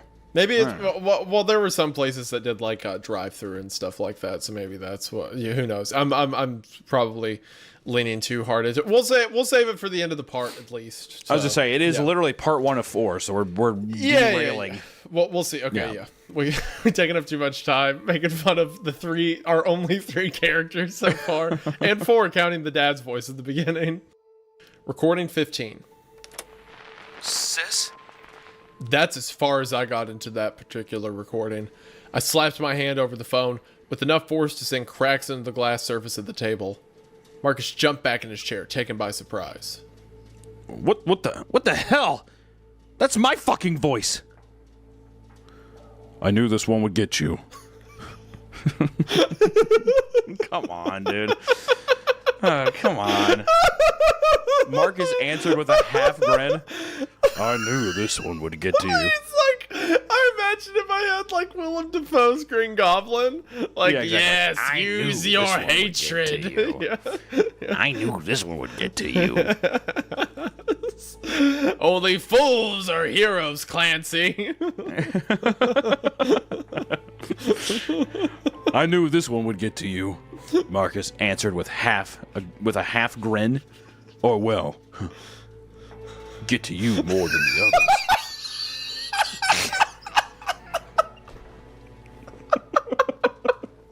I just don't know why he's being so coy. He's being so coy. In spite of everything you've done for her, eventually she will hate you. Eventually, she will hate you, Clancy. In this world, it's drip or drown, Spider-Man.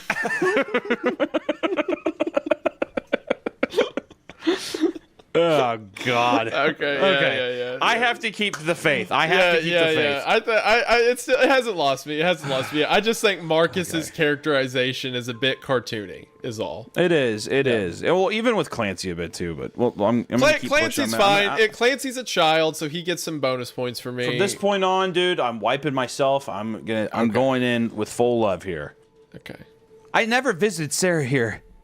It couldn't have heard my voice. So how the fuck did it copy me? Think, Clancy. Did it ever hear Sarah's dead mother? For how long has she been dead? 20 years. So what does that tell you? It doesn't need to hear people's voices. Correct. So what? It can read minds? Maybe. At the very least, it can form a connection with people. But until we catch it and see for ourselves, I can't say for certain. Catch it. Is that what this is all about? You want to catch it? Marcus wiped his smirk off his face and looked at me intently. Yes, Clancy. Either catch it or kill it and solve your sister's case. So what? So what are you? Marcus didn't let me finish. He pushed my hands away from the phone screen and hit play on the recording, interrupting me. I'm sorry. So what are you? And he like quickly pushes his hands. He's like, all in due time. He repeatedly. He clicks the recording. Come on, dude. I was laughing when he's like, "So what are you?" In my head, he's got like a duster on that's like flowing in the wind. I'm a motherfucking angel. That's exactly what I was thinking. Like, All right, here we go. I am he who walks between the here and the there. I am like 2000s time. 2000s FX like action movie dialogue, you know, like Hellboy. Oh God. All in due time. He repeated once more. Sorry, so we're getting back into the recording now. Yeah. This is Okay, this so is recording presumably this is Clancy's voice talking in the Yes. recording. Sis, are you there? It repeats in my own voice. It's been some time since Sarah's first recording of the mysterious voice, and it sounds thoroughly human at this point. No more cracks in its facade can be gleamed. Listen to me, and listen well. I won't put up with this anymore. You have tonight to leave my house and leave me the fuck alone. I'll go to bed, I'll plug in some earphones, and I'll ignore you. If I hear you again tomorrow night, you can bet your ass I'll come down here and end you. Whoever or whatever you are. Understood? She sounds different somehow. Worried, tired, manic. Please, sis. For fuck's sake, open the door and let me out. And why would I do that? How'd you get down there anyway? Fuck. I don't know. I can't remember. But it's scary down here. Let me out, please. It copies your mannerisms well. It's spot on, actually. It does. I admitted feeling the color in my face draining little by little. I'm sorry. I I'm know, sorry. dude. No. It's just in that, like, The Marcus character's so fucking cheesy. Have you ever seen the fourth Alien movie? No, huh? Okay, there's a character in it who brought the aliens back to life, who like is like fetishistically obsessed with them. He's like, look at the beautiful babies. They're so Right. like that whole character, and like Marcus struck me as that just then when he's like, it copies your mannerisms well. It's spot on, actually. Like he's getting like flustered talking about it. Well, I keep going back and forth between it's like very in my mind's eye when I see Marcus saying this stuff and stopping it with like a cigarette in his mouth and the light on them. Makes me think of like a really cheesy noir like detective kind of thing. Like, It copies your mannerisms well. It's spot on, actually. and it's like these people just kind of sitting in this circle, but it's just like all these interruptions and him being just so kind of like, I guess, just cartoony and just not blatantly saying like, hey, this is what I think it is. I think we should do this. I almost wish it was that. So then maybe even Clancy could be like, you're a psycho. Yeah. And You know what I then mean? And then you can Marcus work has through to that, convince but- the kid. Yeah. Yeah. You know what? Let's lean into it a bit.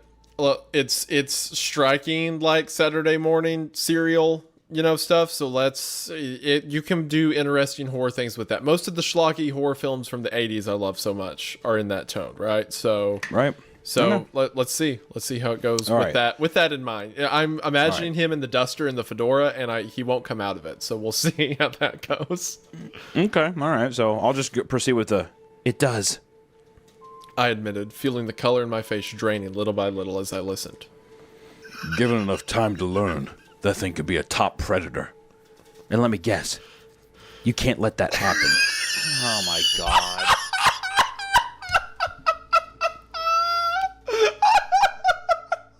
Yes! Oh my gosh! Dude. I love it! Oh, dude, that was Dude. great. Oh, This is bordering on like, I'm down to read until the end of part 1, but this is getting this is tragic. Out of all the things we've read so far, this is come on. And we can't let that happen. And let me guess, you can't let that happen. Oh my god. We can't let that happen. All in due time, I replied and pushed play on the recording. What is this? What is this? Oh. I can't. If this isn't, to those listening, if this doesn't, like, if you don't realize why this is so funny, the dialogue goes, it is a kid who just met this man who keeps saying stuff like, it's a predator, one that can't be stopped, one too powerful. And the guy goes, it could be a top predator. And the kid goes, and let me guess, you can't let that happen? And then the guy goes, we can't let that happen. Like, it's the most, like, But you see here, Clancy is taking control and he says, all in due time. no! He's mimicking Marcus. the kid who just found out that his sister's A full-grown immolation. detective, a full-grown X-Files detective man is having this kind of camaraderie with what we assume to be a 15 or 16-year-old child. All in due time. And he's like, Huh, that's right, Clancy. Yeah, the kid after hearing all this, hearing that his sister burned to death a few days ago, was killed by a skinwalker, the kid's like, all in due time. Oh god, Bro, it's the most like Disney dialogue. Like, okay. in a minute, there's gonna be like a thumping in the closet, and then Marcus is gonna go, Clancy, you're gonna want to see this. Clancy, it's right behind me. Isn't it?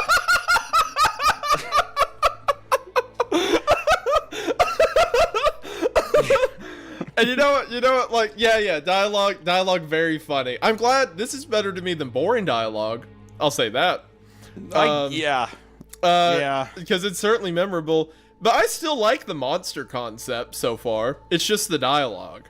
I just want to so get fun. through this first part so fast. We'll keep going. I am almost in the fourth layer of hell. I need All to. right. So Clancy, I'm having a great time. This is awesome. So Clancy pushes play on the recording, and it goes. Sarah doesn't say anything else. Her footsteps carry her away from the basement door, and the voice pleads in the background. It shifts back and forth between different people, quick and almost seamless. For short periods of time between the adjustments, glimpses of the animalistic nature make it through. The recording ends after Sarah closes the door to her bedroom. You know, and then before we get into recording 16, I just want to say, because of how much of a sour taste in my mouth right now, I'm now picturing Sarah's just like breathing heavily, and we're just hearing footsteps. Like, that's all we're hearing in the recording. We're just hearing like, and just like patting around, and then she shuts the door. Like, it's becoming even more comical in my head, where they're like sitting around inquisitively looking at this this phone, and it's just like hearing someone like breathing heavily and walking around, and they're just like, No, seriously, Clancy, listen to this part. It's crazy. I will say that one criticism I had is that Sarah goes from trying to find a way out of it to being like, if you're not gone tomorrow, I'm gonna come down there. Like what? What does she think she's gonna do? You know? I don't know. I mean, she's gone down there with cops and everything else, and it's not there. I mean, so she's gonna go down there herself and like show it. Just who's leave, boss. leave the home and don't go back. Go camping. I know it's COVID lockdown. Go sit in the woods. Like, it's a better alternative. Like, literally, I feel like in any other person, I feel like a lot of people would just be like, I'm just gonna be in my car. I'm just gonna, if I have nowhere to go, I will literally just sleep in my car. She has her mom, and she's like, who has his wife and brother, who like, she's like on talking terms. Sure, she doesn't love them. I get it. But she thinks there's a thing in her basement that sounds like her dead mom. Like, that will negate some family, discomfort or whatever. I would go through the awkward interaction if I thought something was this tragic. And I would be like, also, I hate that she keeps saying like, well, they're going to think I'm crazy. Then let them think that. Who cares? Yeah, try it. Let them think that you're having a psychotic breakdown and need 24/7 surveillance, right? But hell, even I'm starting to think I'm pretty crazy. How about you say that 7 more times, Sarah? That sounds great. The only thing that is getting me through this first part, where there is 3 more parts after this, dude, is that Sarah is going to be engulfed in flames at 1 second. That's the only thing pushing me forward. It does end with her catching on fire. You're right. We know that for sure, so I just want to see. All right, recording 16. You know what's going to happen. You already know what's going to happen. If it stays this tone, the comments, they're going to need a part 2. I think you're stuck here. I can't. I think you're stuck here, Hunter. Recording 16 is what I will say. Okay. Recording 16! Okay, so I can't get a firearm. I don't have the money for that. I don't even know how to handle one anyway. And fuck me, gasoline's getting pretty expensive too. Oh my god. God, I'm sorry. That just line is insane. And fuck me, gasoline's getting pretty expensive too. A canister's worth of a few gallons and a box of matches. The current plan is simple. I'll fuck that thing up if I hear it again tonight. Also, just the amount of use of fuck is just really annoying too, but my god, Sarah. Hold on. God. Give me a second. Bro. You getting heated is so funny for one. But the gas line was so funny for one. Like, I can't afford, I want to go get a firearm, and I don't have the $500 needed to buy one, sure, whatever. I also can't go buy a gallon of gasoline. It's $3. It's $3. It's $3.20. I can't Siphon do it out of your car that you drive to work in. My gosh. Go to your kitchen, get any amount of the chemicals you use to clean stuff or do whatever, throw that down there. That's flammable. Do what I mean, like, go to the store. You know, I mean, like, you don't have to just use gasoline. I mean, I don't know. It's just so stupid. She does, to her credit, she does get it. Wait. She does get it. I cannot wait to where she's like, she pours her, she's like, how I'm going to kill this monster you're asking? Well, that's simple. I'm going to douse myself in chemicals and gasoline, light myself on fire, and tackle it. You're like, why would you do that? The way you said that, well, that's simple. like it's a TikTok DIY video. Dude, she literally begins her last thing she said with, the current plan is simple. I just like it's like, so long to dice here, and then even Clancy's like, my God, Sarah. Like, I mumbled as the recording ended, and it's like, okay. I'll say this. This story needed a rewrite with the dialogue. I think I still like the premise of, like, a girl dies unexpectedly and her brother goes through the recordings with the cop. Let's talk about this when okay. At the end of part one. Part one. Okay. Yeah, You're right. Okay. Hearing her in that state of mind broke my heart. No one deserves to go through what she did, and the fact that we didn't help her sooner, that none of us made an effort to be in her life, it ate me up inside. We could have made a difference. I could have made a difference. Maybe then this tragedy would have had a better ending. There's only one more to go. Thank God. He leaned over the table and slapped a hand down on my shoulder, giving me a tight squeeze. I nodded my head as I felt tears forming at the corner of my eyes, and signaled for him to play it.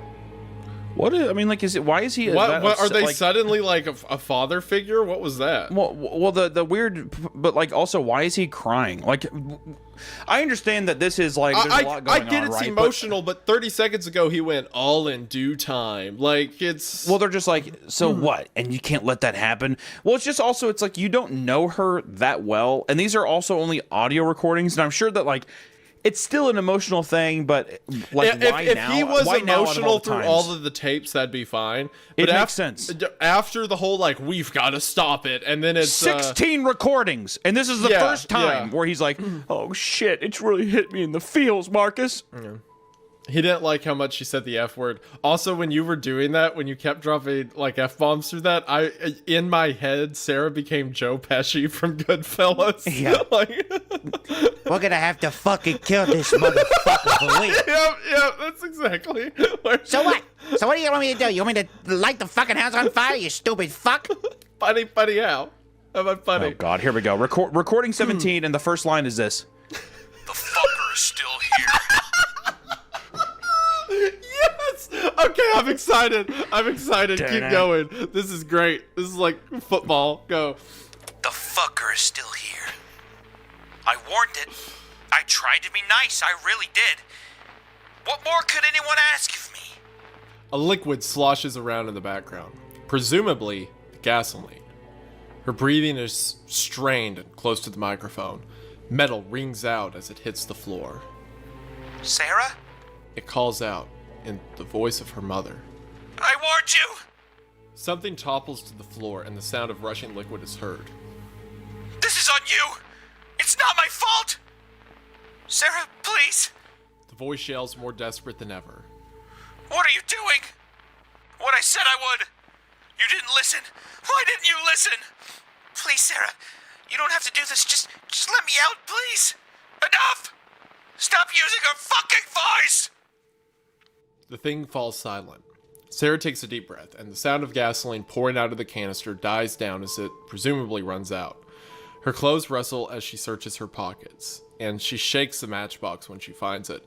The sound of the matches jumping around inside is the only audible thing for a moment. You know what that is, don't you? She opens the box and fumbles around with the matches for a moment. The voice doesn't answer her, but instead skitters away from the door frantically.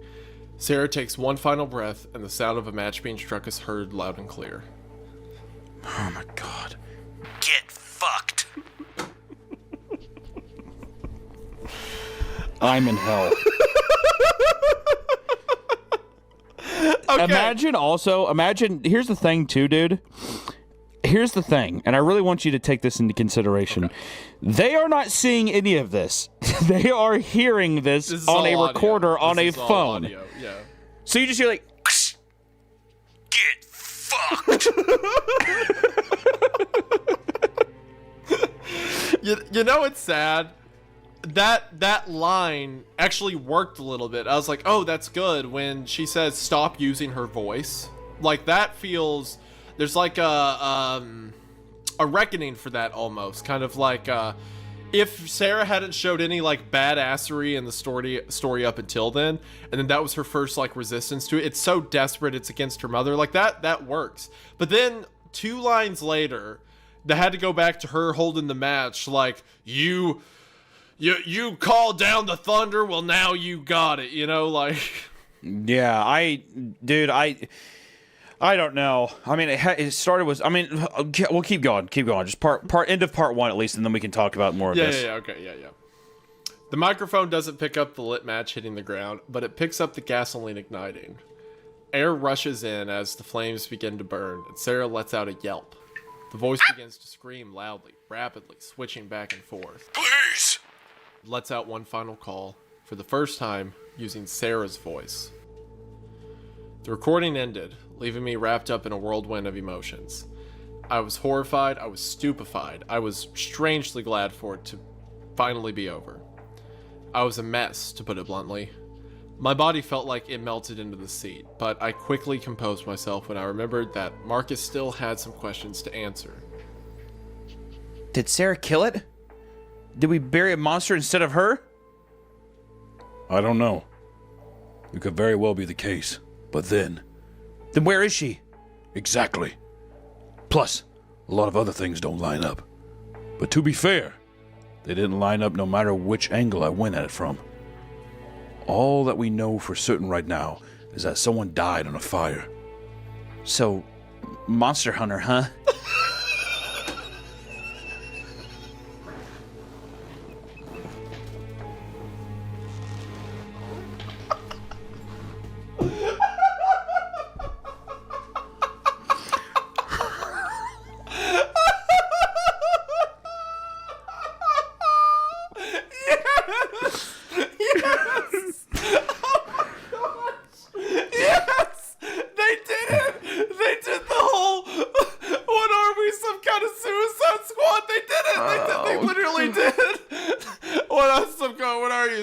Monster Hunter? Yes! Oh gosh, this is the greatest. This is my favorite thing we've read on Creepcast. This is the best. This blows Pen Pals out of the water. This blows Veronica out of the water. So much. This is so good. I can't. Oh my gosh. Oh God. I'm oh my God. thrilled. Wait. Look, I asked after a few moments of heavy silence. Pretty much. Marcus answered. I'm the only one they call when shit gets spooky. And let me tell you, this shit is very fucking spooky. Oh, hold on. Let me get back in my chair. Hold on. Oh my God, dude, listen. Oh. Pretty much, Marcus answered. I'm the only one they call when shit gets spooky. Wait, and let hold me on. tell you. Wait. Where are you at? Dude, I thought you were joking. No! I wasn't looking at the screen, so when you said I'm the one they call when shit gets spooky, I thought you were making That is a legitimate. Dude. This is quotes. Pretty much. Marcus answered. I'm the one they call when shit gets spooky. And let me tell you, This shit is very fucking spooky. okay, but all of this still doesn't answer the most important thing. Why show me this? Any of this? Okay, hold on. Let's do this. Let's play a game, okay? Right now, we're taking it seriously. Back to 0, right? And let's just see if we can get to the end. Okay? Okay. Without, you know, let's just see, okay? All right, so Marcus lit up another cigarette and leaned back in his chair. For the first time since he entered the house, he seemed truly comfortable, like he had nothing left to hide. We're always on the lookout for new recruits. Oh, God. So consider tonight your entry test. You're a bit rough around the edges, but you seem like a decent candidate to me. Me? A monster hunter? You can't be serious. Marcus just shrugged his shoulders. You'll never know unless you try. I sure as shit didn't. Never expected to hunt the things that go bump in the night before I tried. And what if I were to refuse? Will you kill me? Or erase my memory or something? At that, Marcus just laughed out loud. If you don't want to, you don't want to. Simple as. You can try to tell anyone, but who's gonna believe you? I frowned, and Marcus caught on that he struck a nerve. So he composed himself and got up, taking the phone and stashing it in his pocket. Look, kid. It's like I told you time and time again tonight. I can't force you to do anything, but consider it, okay? As he said that, no, don't make me read this next phrase. As he said that, he pulled out a Oh my God! He pulled out a business card for the Monster Hunters. Oh my God! Okay. Maybe what's happened? Let's finish this deal, please, God. It keeps going. Okay, we're almost there. He pulled out a business card that he tossed on the table in front of me. The world desperately needs more people like us. If there were more of us to go around, then maybe Maybe what happened here wouldn't have been stopped sooner. They keep finishing each other's sentences. yeah. It might be too late for your sister, but you can make the difference for someone else. If you can make up your mind, doesn't matter if it's tomorrow or a year from now, give me a call and take care. With that, Marcus left. I saw him to the door and closed it behind him. Then I went to crash into my bed. My entire worldview was shattered tonight.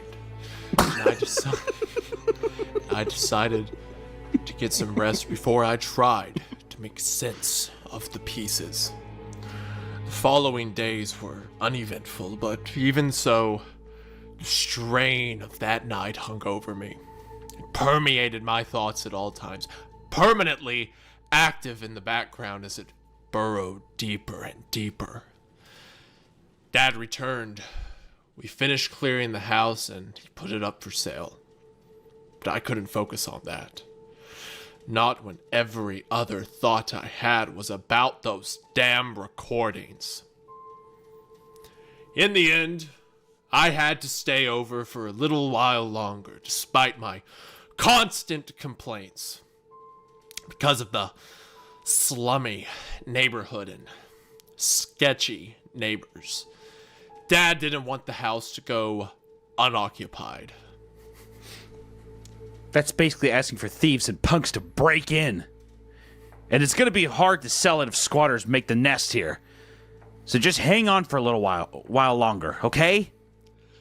I wanted to fight him on the matter, to tell him that he could stay over himself if he was that worried. But I didn't. I couldn't. Not when I knew the truth about what went down.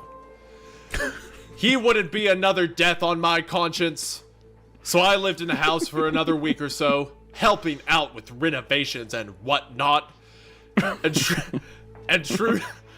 truth be told, it wasn't all that bad. It was a bit creepy. It was a bit creepy, sure, but the freedom of living.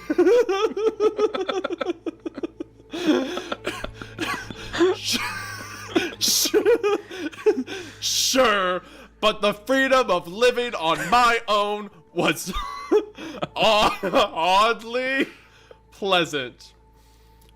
One evening, after he went home and I was left all alone, I heard a knock on the door. I slowly made my way over to answer, expecting either him or Marcus. But who I found on the other side left me terrified. It was Sarah. Dun, dun, dun. Hey, Clancy. She greeted, sounding almost casual. What? How? I let out in a meek voice as my tears started to flow. I have a lot of explaining to do, I know, but... I didn't let her finish.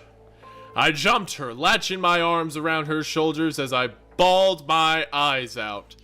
She put her arms around me as well, and we hugged for minutes in the doorway as I cried. What happened? Where were you?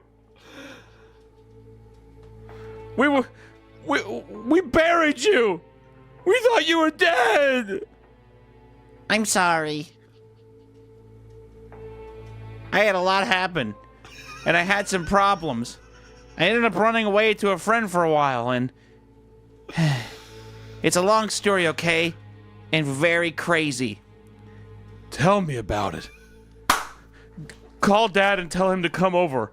He needs to know you're okay ASAP. Actually, it'd be better for you to do it. I don't want to give him a heart attack. Good point. We kind of got rid of most of the furniture, but make yourself comfortable. I'll call him and join you. Don't take long. She said and went inside to find somewhere to sit. I watched her walk down the corridor towards the kitchen, passing by the basement door. She looked at it for a long moment. Then she continued on her way. I pulled out my phone and Marcus's card, unsure about what to do. The thing's facade was good. Damn near perfect.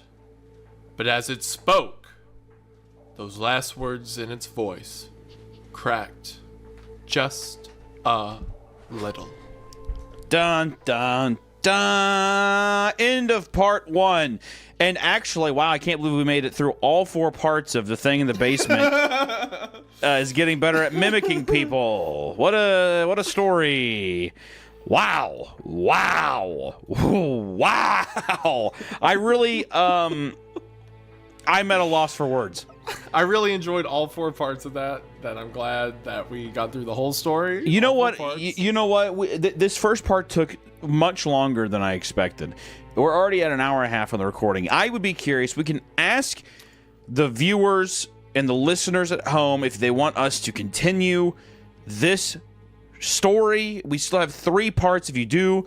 If not, for the love of God, request something that is of... I mean, dude, if you would have told me, it's insane. First off, this is such a deceptively... This story is so deceptive. And also, I want to say that this is a bummer. This is 2 stories in a row where it's like, ooh, really, really great beginnings, right? And then it just completely devolves into whatever the fuck this is supposed to be. If you told me that this was supposed to be about a monster hunter who is recruiting presumably a 14 to 16-year-old guy. Why? This is leading me into Jeff the Killer territories, where it's definitely a teenage kid writing this, right? Mm-hmm. About how cool it would be to be a part of a monster hunting situation. And the thing is, crazy good premise. It could have been so good, but the interjections between Marcus and Clancy the entire time completely... It disrupts any win that was in the sails of being in the story, and it's a shame because it could have been so sick, but instead it goes into whatever the fuck territory this is, whatever fucking territory this fucking story fucking fuck. to quote this great author. So two things. I have two thoughts, right? If we went into it under the, I guess you could say, notion that what we were about to get into was supposed to be like an old, like, detective drama, right? Like, you know, you can hear jazz music, you know, the type thing, right? Like, it's purposefully over the top. I think it would have. The reason it's so funny to me is because it was so unexpected. It's not it's not that the writing is like so horrifically awful that it's just hilarious. It's that it is, like I said, like Disney dialogue and stuff like that came out of left field, right? Like it was the surprise nature of it. So if I went in expecting that, it wouldn't have been as funny. And also, I'm looking at the writer's stuff now, and it looks like he wrote this story a couple years ago, and over time he's been writing more and more stories. And in a recent post, he talked about how he's, you know, wanting to get better as a writer and stuff like that. So, like you said, this is almost definitely like a teenager or something like that, or just a new writer who's just, you know, writing basically. None of the laughing we've done is a criticism towards him. I or saying that he can't get better or anything like that. Of course. That being said, oh my gosh, just the Monster Hunter line, the unexpected. It was insane. It's insane that the thing too is like, dude, you can just make some shitty stuff and you can grow better. I mean, like the idea of this is just crazy. It's so unexpected. You know what? I'm going to throw a skeleton out there that I hope no one ever finds. But to prove where it is, when I was in my freshman year of high school or sophomore year of high school, I swear I'm not kidding. I wrote Doctor Who fan fiction, not romantic fan fiction. It was like head canons about maybe this character went and did this, maybe this adventure happened, right? It would be miles worse than what we're reading right now, right? So everyone starts somewhere, you know, nothing against them. If they're showing me their skeletons, I'll show you mine. But my gosh, was it funny? The Monster Hunter line was so good. The turn was like that of. It had as much grace and decorum as a car going 80 miles an hour and then taking a sharp left turn into a brick wall. I mean, it was like, it was so unexpected and so funny. But I think like there's a lot of merit. I think that this will be very memorable. And like, you know, here's the thing, dude. Would you want to finish this? Well, okay, so here's what it is. I was thinking about this as we were reading, and I'm like, man, our comments suggested this. And after reading it, I think I know why they suggested it. I think they knew very well what our reaction would be, and they thought it would be funny. So there probably is an element of our audience who misses like what we did with the Jeff the Killer one, and they just want to see us hurt. they want to see us in pain, right? So maybe that's why. The problem either the biggest concern I have is that if we do read this moving forward, we should try to read it respectfully. We should make sure to show it respect. And well, then, now we know what we're getting keep into. powering through. Now we know what we're getting into. But does that also take out the fun? Well, see, no matter how much we know what we're getting into, if they say a line like, so what are you, some kind of monster hunter? It's not going to matter because we're going to be out. That's going to take us out. That's going to... Yeah. That's like a headshot. Just boom, boom, dead. I'm curious. I mean, we could try to push forward, or we could see what the comments say. What do you think? I think what we should do, it's an hour 40, right? Part 2 looks the same length, okay? Right. What we can do is we will throw part 1 out there. I'm sure someone will enjoy this. And if they're like, please, for the love of God, do the other parts, we'll do the other parts. But I think what we got is because also, where do you pick up from there? Because it ends with like, that ended the way most like short micro horror creepypastas end, with like the thing said it was my sister, I knew it wasn't because of its voice, right? Like how many creepypastas end that way? So I don't know where it goes from there. Yeah, I mean, I would be curious to see. I think that setting up the Monster Hunter organization really left some doors open.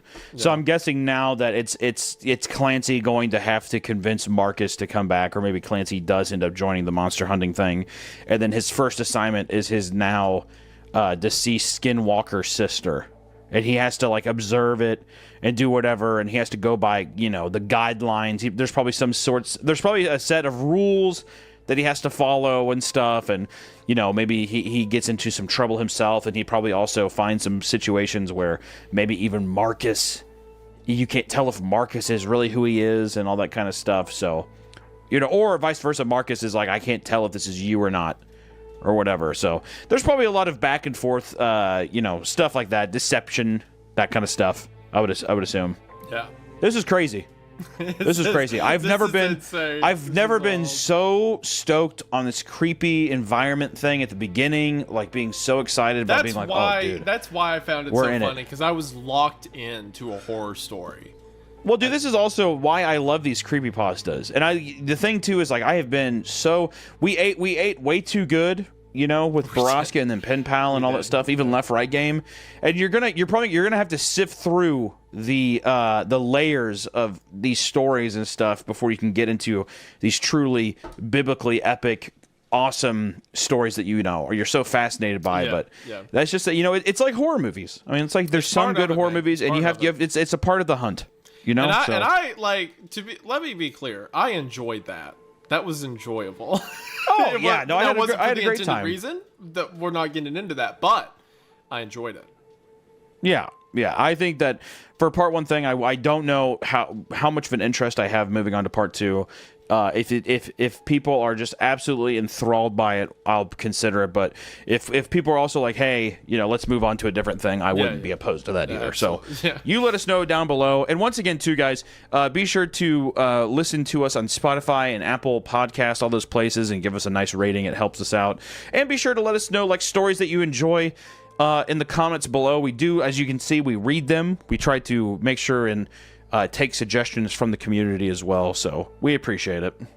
That was awesome. Again, to the writer, that story was enjoyable, but I mean none of that as to say that you yourself are incompetent or whatever. Everyone grows, everyone starts somewhere. I'm glad that my first drafts of stuff isn't out there, on the internet. But thank you for sharing with us. Thank you for the entertainment. I enjoyed it.